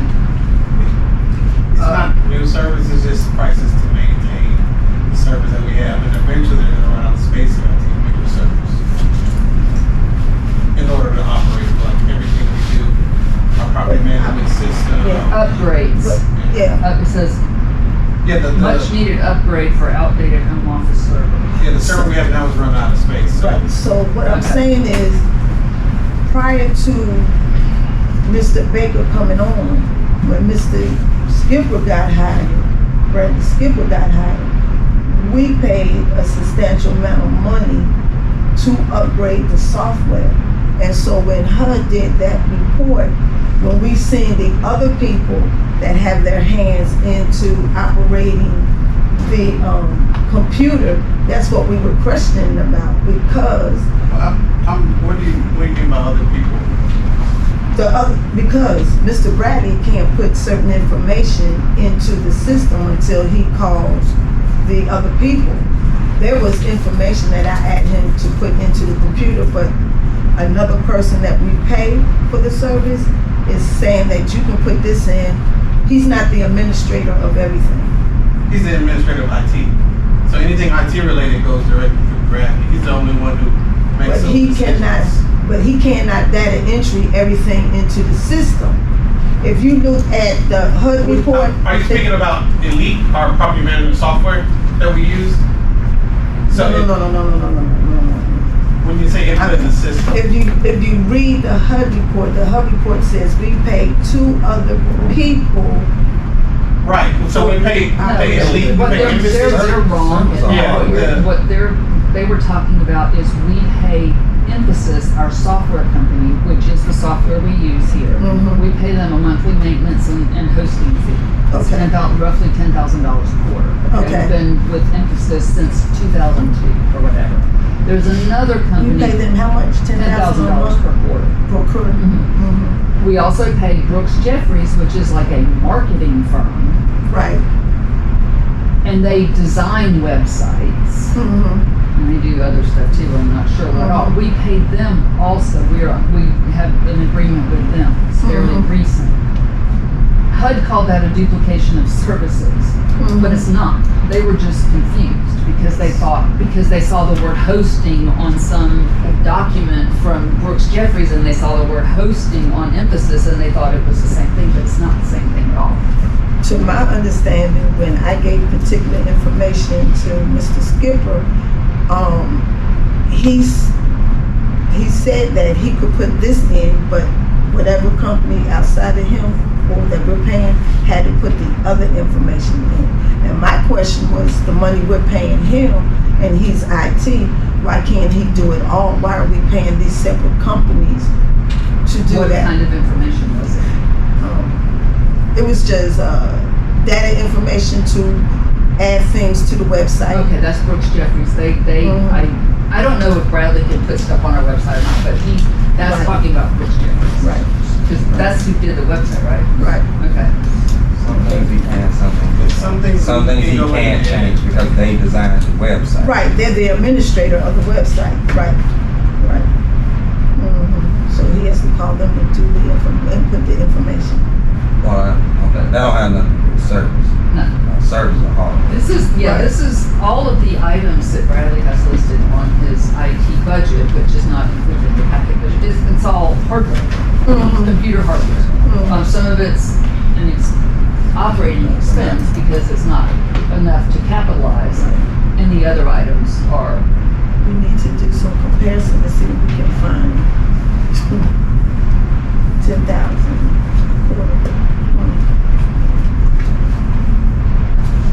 Because how often, if it's we pay them 10,000 a quarter, how often do we need their services All for the time. marketing and web? They don't do marketing. This is our computer software that has the public housing module, the Section 8 module, the general ledger, everything. It's our operating software. Software is extremely expensive, and it's designed so you still need people to get the software.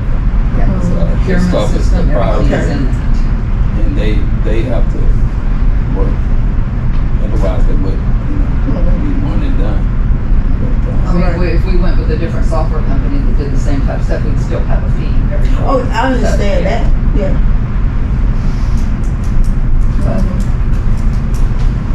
So, All right. you need Any other information? Any other information? On the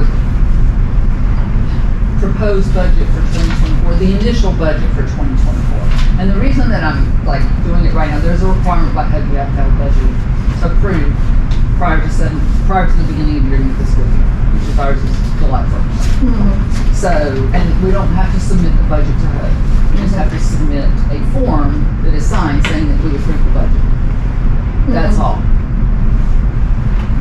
All of this can be changed within the next fiscal year. We can do a budget revision. In fact, I'm revising fiscal year 23 budget right now as part of this process. So yeah, you can revise your budget. We can sign it and just saying that we approved it, but after we sign it, we can still make revisions to it. Okay. And just so we can be in time of following what they want. Right. Okay. For fiscal 23, at the end of the fiscal year, I usually go in pretty intense and look at the budget and make a decent revision. This year, the only things I did is I changed a few things where we had some things that we spent money on that were within either public housing or Section 8 that we did not initially have in the budget. I think travel and training was one of the big ones. We went over the budget in travel and training. So I wanted to revise that while I could to reflect what actually happened. Why did we go over that for travel and training? Because we sent 24 people to the GAR conference in Savannah. 24. Okay. That was one of the reasons. There was a lot of trading. A lot of money spent on travel / training last year in this fiscal year. The big item that I'm not revising, unless somebody tells me to do it anyway. I'm not revising nothing in Georgia half. All the contractors and all that, y'all know, all that was charged to non-federal into Georgia half. All the stuff that came in with Mr. Baker. I'm not revising the budget to reflect any of that. I'm going to leave the budget at whatever $1,000 that we put in there for travel or whatever in Georgia half last year was whatever amount, way more than that. I'm not revising the budget for that. I had zero. We didn't even have. I called it transition consulting once he was hired. Transition consulting. I did, yeah. So, that was $1 million, $1.5 million, whatever it was. There's zero budget for that, but I'm not revising. I'm going to leave it as a budget variance because if I don't want to make it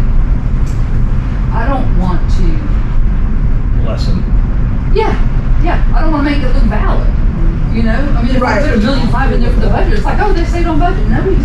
Right, I So I'm just understand. leaving it as ugly as it is. I mentioned it when I seen it. I mentioned it when I seen it, yeah. Okay, yeah, make it ugly because we can't dress it up. Well, just. Because we can't you know, reproduce it. Well, it's not making it ugly. I mean, that was. Well, that's what it is. Just That's do what it right, is. just make it what it is. What it is, yeah. Okay. We'll deal with it. Mhm. But that's really it. And I just have those 2 points. Transition and consult. Look, when I didn't know what else to call it. No. Okay. At transition Was that consulting and coming in or transition going out? admin expenses. I set up those 2 accounts and everything was running those. So, what else am I gonna do? Wow. Transit, okay. Anything else? All right, Ed. Any questions, Commissioner? And then, Mr. Fenton, I think you told us that last fall. I mean, when you did that, you told the board that's where all those funds were and what they were related. But I never heard transition and consulting before. That's just the general ledger account. You know, just so I would know what it was. And I put all of those consultants in there, and I also put the 3 contractors that were hired to renovate the units. When we, you know, took all the units offline, whatever, those 3, I put all of that in that same bill. Anything else? Commissioners, any questions? I entertain a motion. Make a motion that we approve approval of the FY24 budget. Second. All in favor say aye. Aye. Opposers have the same. In the 2023 revision. Oh, yeah, that's right. So the 2023 budget as well, right? Okay. We need to approve the revision. We need to approve the revision. Make that motion. Make a motion that we approve the revision of the 2023 budget. Second. All in favor say aye. Aye. Opposers have the same. That motion carries. Next on the agenda is the write-offs.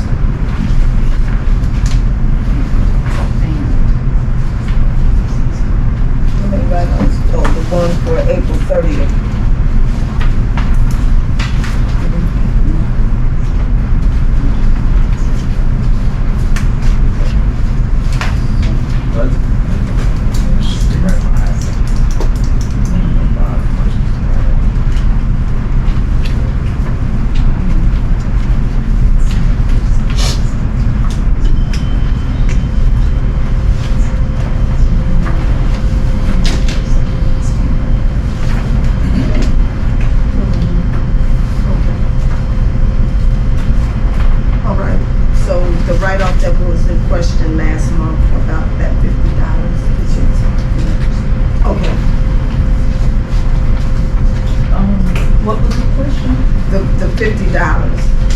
The late fee charge for $50.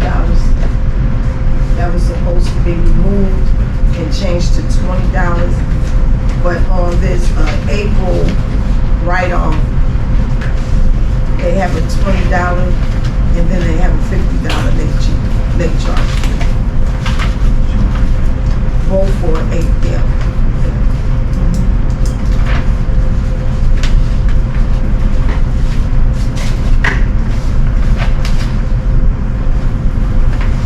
It's Aaliyah Allen. Right.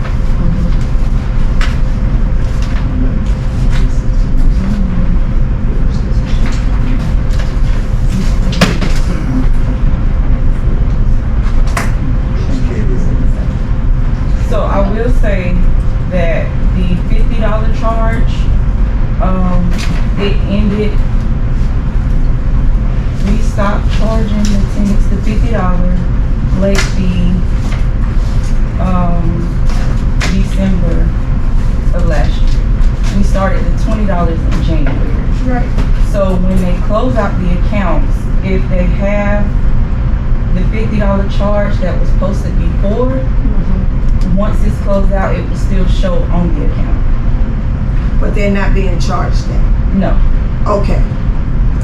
So going forward, it's $20. if we see any more write-offs, because before the language was, that was prior to the change, so it was like they were still going to continue charging them No. prior to the change. But you just said the first time that even though it's being shown, they're not being charged that. But there's no minus sign in here. So If it's on there, they are being charged. if it's on here, they are being charged, but the charges stop. When the charges stop, Right. we didn't charge them that amount anymore. So January Right. 1st, the charges was 20. December, it was 50. Right. So after, I got that. So if we get any more tenants that were prior to if they have those $50 charges, because we stopped, when we stopped the charge, how do we take that 50 out from keep showing? we can't take it out. You don't. Because that was before, Right. so It was charged it in will, December. yeah, Right. so They it'll stopped in stay on the January, so account now it's 50. until they close out. So that's why you seen it on the closeout statement. So we could have a lot of more tenants that's gonna have this $50 on there going forward if they're moved out or. If Well, they there's a didn't pay the CCAC balance. balance. So if they had that charge and they didn't pay the balance, it rolls over. So you will see it when we close out the account. But it's not gonna disappear until the account is closed. Right.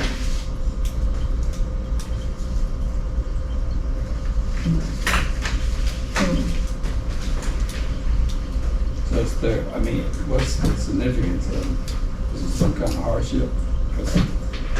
At first, they were saying it was a hardship because like if their rent was only like, Who was saying that, the person? That's Alan, who was saying what? that it was a hardship? No.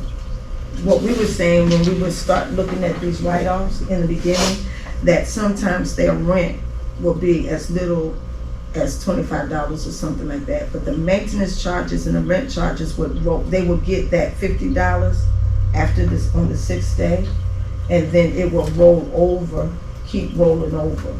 And then their balance, we were concerned about their balances being $1,000 and over. You know, that's what we were concerned about. So the former chair, we voted to reduce it to $20 for their late fees, so it wouldn't be so much of a hardship on them paying this if they wanted to go to the repayment plan or go to court and it'd be hard on the record, so. And what you all are saying is you can't change it in the system? No, sir. Not that $50. It was charged before the new $20 charge took effect.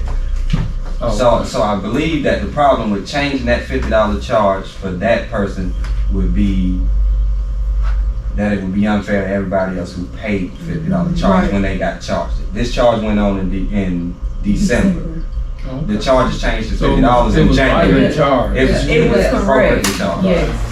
Okay. Because the $20 didn't take effect until January 1st. Okay. So why are we looking? Okay. Because I just wanted to know why that 50 was still there. But it still comes up with the same question that you can't take it out of the system. Because it's already, I guess it's automatically there. All right.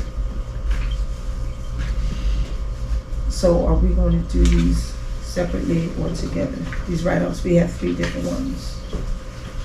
Can we do them together? We can. Yes, April and May were the same, and then June was a different amount. Yeah.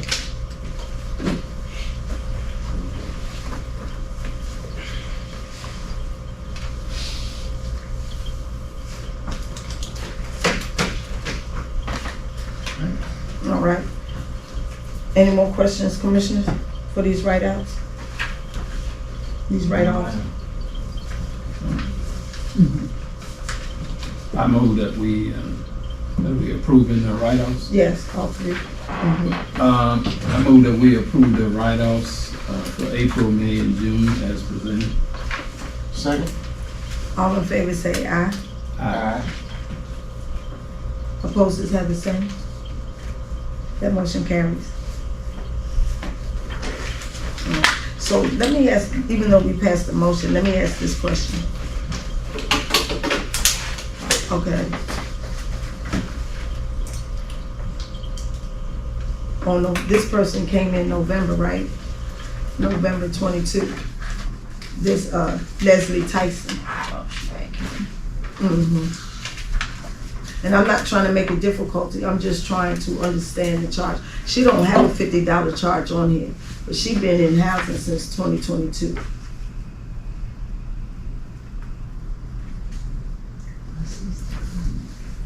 And she was, Maybe she got. maybe she never been late Yeah. until, She's never had a late fee. look like she never been late. What's the name? Leslie Tyson, but her late fee is $40, right? But she, I see a balance of $50. it's no 50 on here, it's all 20. Oh, it's all those rent charges, it's probably retro rent. Point of order, we gotta be careful because we're live, we can't Right, mention we their can't name. say names. Oh, Yeah, we have to be dang, careful mention their name. I forgot, I'm sorry, I forgot. Yeah. Thank you, Commissioner. Yes, ma'am. She was up to date in December. Yeah, can we move on from this? I just want to get this clear, yeah. Rent charges for multiple months, that's gonna be for retro rent, like unreported income. But she didn't have the much Say what now? That one particular one we were just looking at, there were rent charges for multiple months on there. Most likely because of unreported income, and so they get a retro rent going back and charging for the month where the rent wasn't, so she probably didn't have to pay rent on those months, and that's why there were no late fees, because she wasn't a rent payer, most likely. Okay, Yeah, I didn't tell them that. all right. Okay. All right, next, that's all. Moving on to this discussion items. Whispering Oaks roof repairs and other repairs, Ms. Dyer. Yeah, I think that we need to, go ahead and we're probably gonna have to fund it ourselves. The repairs that need to be done to the roofs at Whispering Oaks and the breaker box, Ed went over there today to look. That's the one where the insurance agent sent the email here saying, renewal time will be coming up soon. In order to get rid of this $50,000 deductible per building, you're gonna have to repair the roofs. I mean, we know the roof needs to be replaced on the whole thing, but for right now, I think we need to go on and repair the roofs based on the inspection report from last year and take care of that breaker box. Go and do that, so our insurance, so we can make sure we have good insurance on that property, and then let the roof be part of whatever big decisions made for Whispering Oaks going down the road, whether it's go back into tax credit again or whatever. That will be what I think that. I went over today and looked at a lot of it. As far as that breaker box is concerned, like the insurance company was saying, they was thinking that was gonna be the biggest expense, was having that part fixed, but when I looked at it, I said, well, it looked like somebody probably just took that cover off and sat it somewhere when it came around, which is exactly what happened. It's there, and it can be put back on. That's not a real big problem. And I looked at a few of the roofs over there. I think the damage to them is even more significant than they mentioned because of the amount of damage done to multiple buildings out of there. They only pointed out 3 of the buildings for roof damage, but clearly across the street you have roof damage again, and I believe you probably gonna end up in the same situation if you repair the ones that they have there. they'll be here, I mean, that was the inspection for last year, so I'm sure that they'll be here to look at it again this year. This one says by September, right? Yeah. Did it say? I think it was because I'm she not said gonna they- quote that, but I yeah. think she said by September, essentially, is when you had to, it needed to be fixed by. I spoke with the property manager over there, and she said that Royal American was supposed to be looking into having somebody go ahead and fix it. They put a few tarps up on the roof of that, a few spots. It's not covering where the shingles missing or anything like that. And we could save a little bit of money. I could send my guys over to clean the gutters out and cut the trees away from the building, because there's quite a few trees that's on the roofs. Well, after they finish cutting the trees in house, I can have them go over and cut some trees over there. Yeah. From what the insurance company sent over, the few items that they sent that would keep us from having that high deductible, I think we can take care of a lot of it over from the housing authority side. We could take care of a bit better. The roof part of it, I don't imagine we spend more than, I want to say 11,000 on repairing just the missing shingles in the roofs, which is essentially what the insurance company is looking to have done. And like Ms. Sharon said, later on down the line, we'll address the roofs as a whole, the bigger problem. Say no more than 15,000. Should be Yeah, able- when you say we, meaning Housing authority. Oh, you mean take some of the, yeah, I can have maintenance from here, go over and cut the trees from over the building, clean out the gut. It's one gutter we might not be able to clean out because it's behind the building and it's two big trees and we can't get the bucket truck back there to get up in that gutter. So maybe I can get the roofing guys to blow it out while they're up there. So the one on the back of the building's gonna be tough to get to, but some of the other ones we can cut the tree. But I'm not afraid of heights, so I'll go up there and clean the gutter off and get up on the other side of the roof. No problem for me. But yeah, no, I think we can take care of some of the house. So you're saying the tree needs to be pruned back? Oh yes, sir. Most definitely. Quite a few of them. They sit right on top of the roof. I just had them go cut one in Evan Andrews that was the same way as well. We are in the tree trimming. They got trees in Evan Andrews. Oh yeah. They cut a lot of them out. They cut not Abbott, Mercer. They just planted new trees in Abbott. Yeah, they just planted some new trees in Abbott. And Mercer hadn't cut trees. So yeah, we are cutting trees right now, and I just couldn't understand why they just took all the trees in Evan Andrews. Okay. Anyway, that's enough. Pushing the sidewalks up. Yeah. All right. Well, there were no, I'm talking in the back part in between, this is not where the sidewalk is. All right. So to be clear, they're gonna do some extensive landscape work. They got their landscape guys still cutting grass? I don't think so. See? All right. I don't think so. Yeah, I mean, so we're clear. We're gonna go ahead and do the repairs and things the insurance company is requiring. I think what Ms. Sharon is saying is that would more than likely be the best thing to do to keep from paying the high insurance premiums. Okay, so do we need an approval, or that's just part of maintenance? You think you can do all that in-house? Except the roof repairs. Some of the roof repairs need to You got be some done. missing shape. You need a licensed roofing contractor, is what the insurance company said, to make those roof repairs. So would you bid that out and? Would hate to, but yeah. Maybe. Or have Royal American do their own solicitation. If the housing authority says, Can we if trust Spring them? Oaks, well, Well, we didn't trust them to do nothing in the past. They dropped the ball, so. I wouldn't trust them as far as, unless they.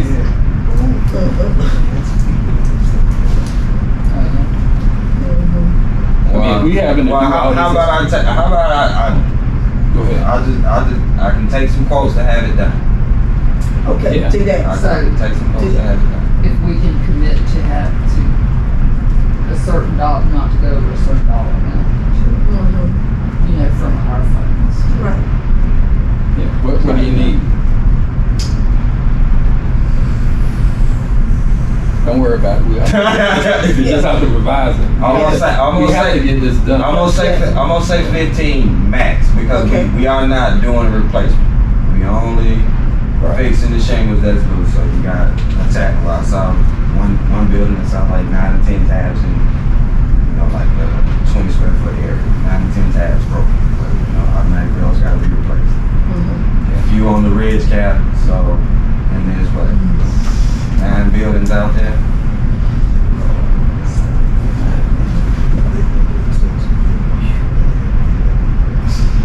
Because it's 50,000 per building, right? 50,000 per building is what they. Well, that's for incidents. That's for insurance. Yeah. We got a hurricane. Yes, yes. This past year is when it took effect. Yeah, so you get a hurricane and then you go try to file an insurance claim because you got a shingle that's missing and they say it's out of deductible. So we can, So just. we need to make a motion to approve that, or they can handle it on the minute? You sure you can do it for 15? He wants to get some bids. He said he Yeah, gonna get some I bids. don't know why you wouldn't authorize him to Just bid it up. procure somebody to do the roof repairs up to $20,000 or $25,000, and We then got until September, so do you think you can bid it out? Yes, ma'am. But tell us how you. I don't necessarily have to bid it. You Okay, don't have to bid it. It's- Tell us what you would do then. Yeah, what do you need from us? Simply what I would do is get 3 to 4 quotes and then I would go to Miss Jones and say, hey, Miss Jones, these are 3 or 4 quotes I have to do this over here. Okay. Is it acceptable? Or I think it's acceptable is what I would say. And she would say, well, it seems a little reasonable. Let me look at it. You got that. Go ahead. Okay. That's how it is. Okay, but I would put a little higher dollar in there. You're not gonna spend it if you don't need to, but at least you don't have to come back at another board meeting and ask. doesn't slow you down. It'll be. Well, can I interject? I was gonna say you wouldn't have to come. Like, how, I don't know how you guys operate. Okay. But, so I'm trying to figure out, like, because if he comes to me, he's already given me another contract. I told him to let me look over it. And we'll probably go into that when we get to vacancies. But the way that we operate is if he's giving me the 3 quotes and I find them to be reasonable, then you guys have hired me and trusted me to make the decision. Yes. So it is up to me to approve that. Okay. And we go Up with to that. $100,000 per hour procurement Because policy. that's You what would the have procurement control. Thank you. So it kind of takes it off of you guys. Thank you. And of course, I met That's what with we normally Ms. do. Shannon to, you know. Thank you. Thank you. Hand it. Change her. That's the way we go. Thank you. Her authorization, you got the executive director's authorization and $100,000. Okay. Thank you, Ms. Jones. Why we been spending time on this? Because we didn't have the executive director. She spoke up. Well, I'm saying, that's kind of what I'm saying. Y'all should have led with that. Yeah, but she spoke up. Yeah. Okay, thank you.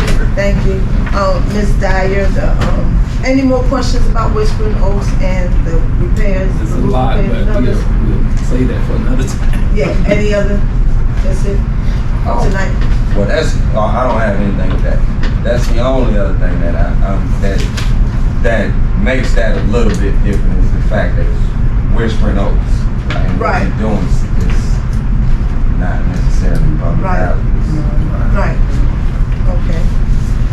Next up is the HUD report, Ms. Dyer. Right, yeah, I had given this, I had this ready for the work session when I wasn't here, and I gave them all to Jamie to hand out, so I assumed that you guys already had a copy before today, or before you got your packets, but. What's that? Just what She left that to you. Okay. So this was just based on what the latest thing that Christina Miller sent us on like June 2nd. So, it's kind of stale by now, but that's the latest conversation I've had with her, and it's just basically a status. I gave everybody, I think in your packet there's a copy, but it's like a copy of the report. There's 75 individual things marked open or closed, and I just summarized on the front page where we are on those. Okay.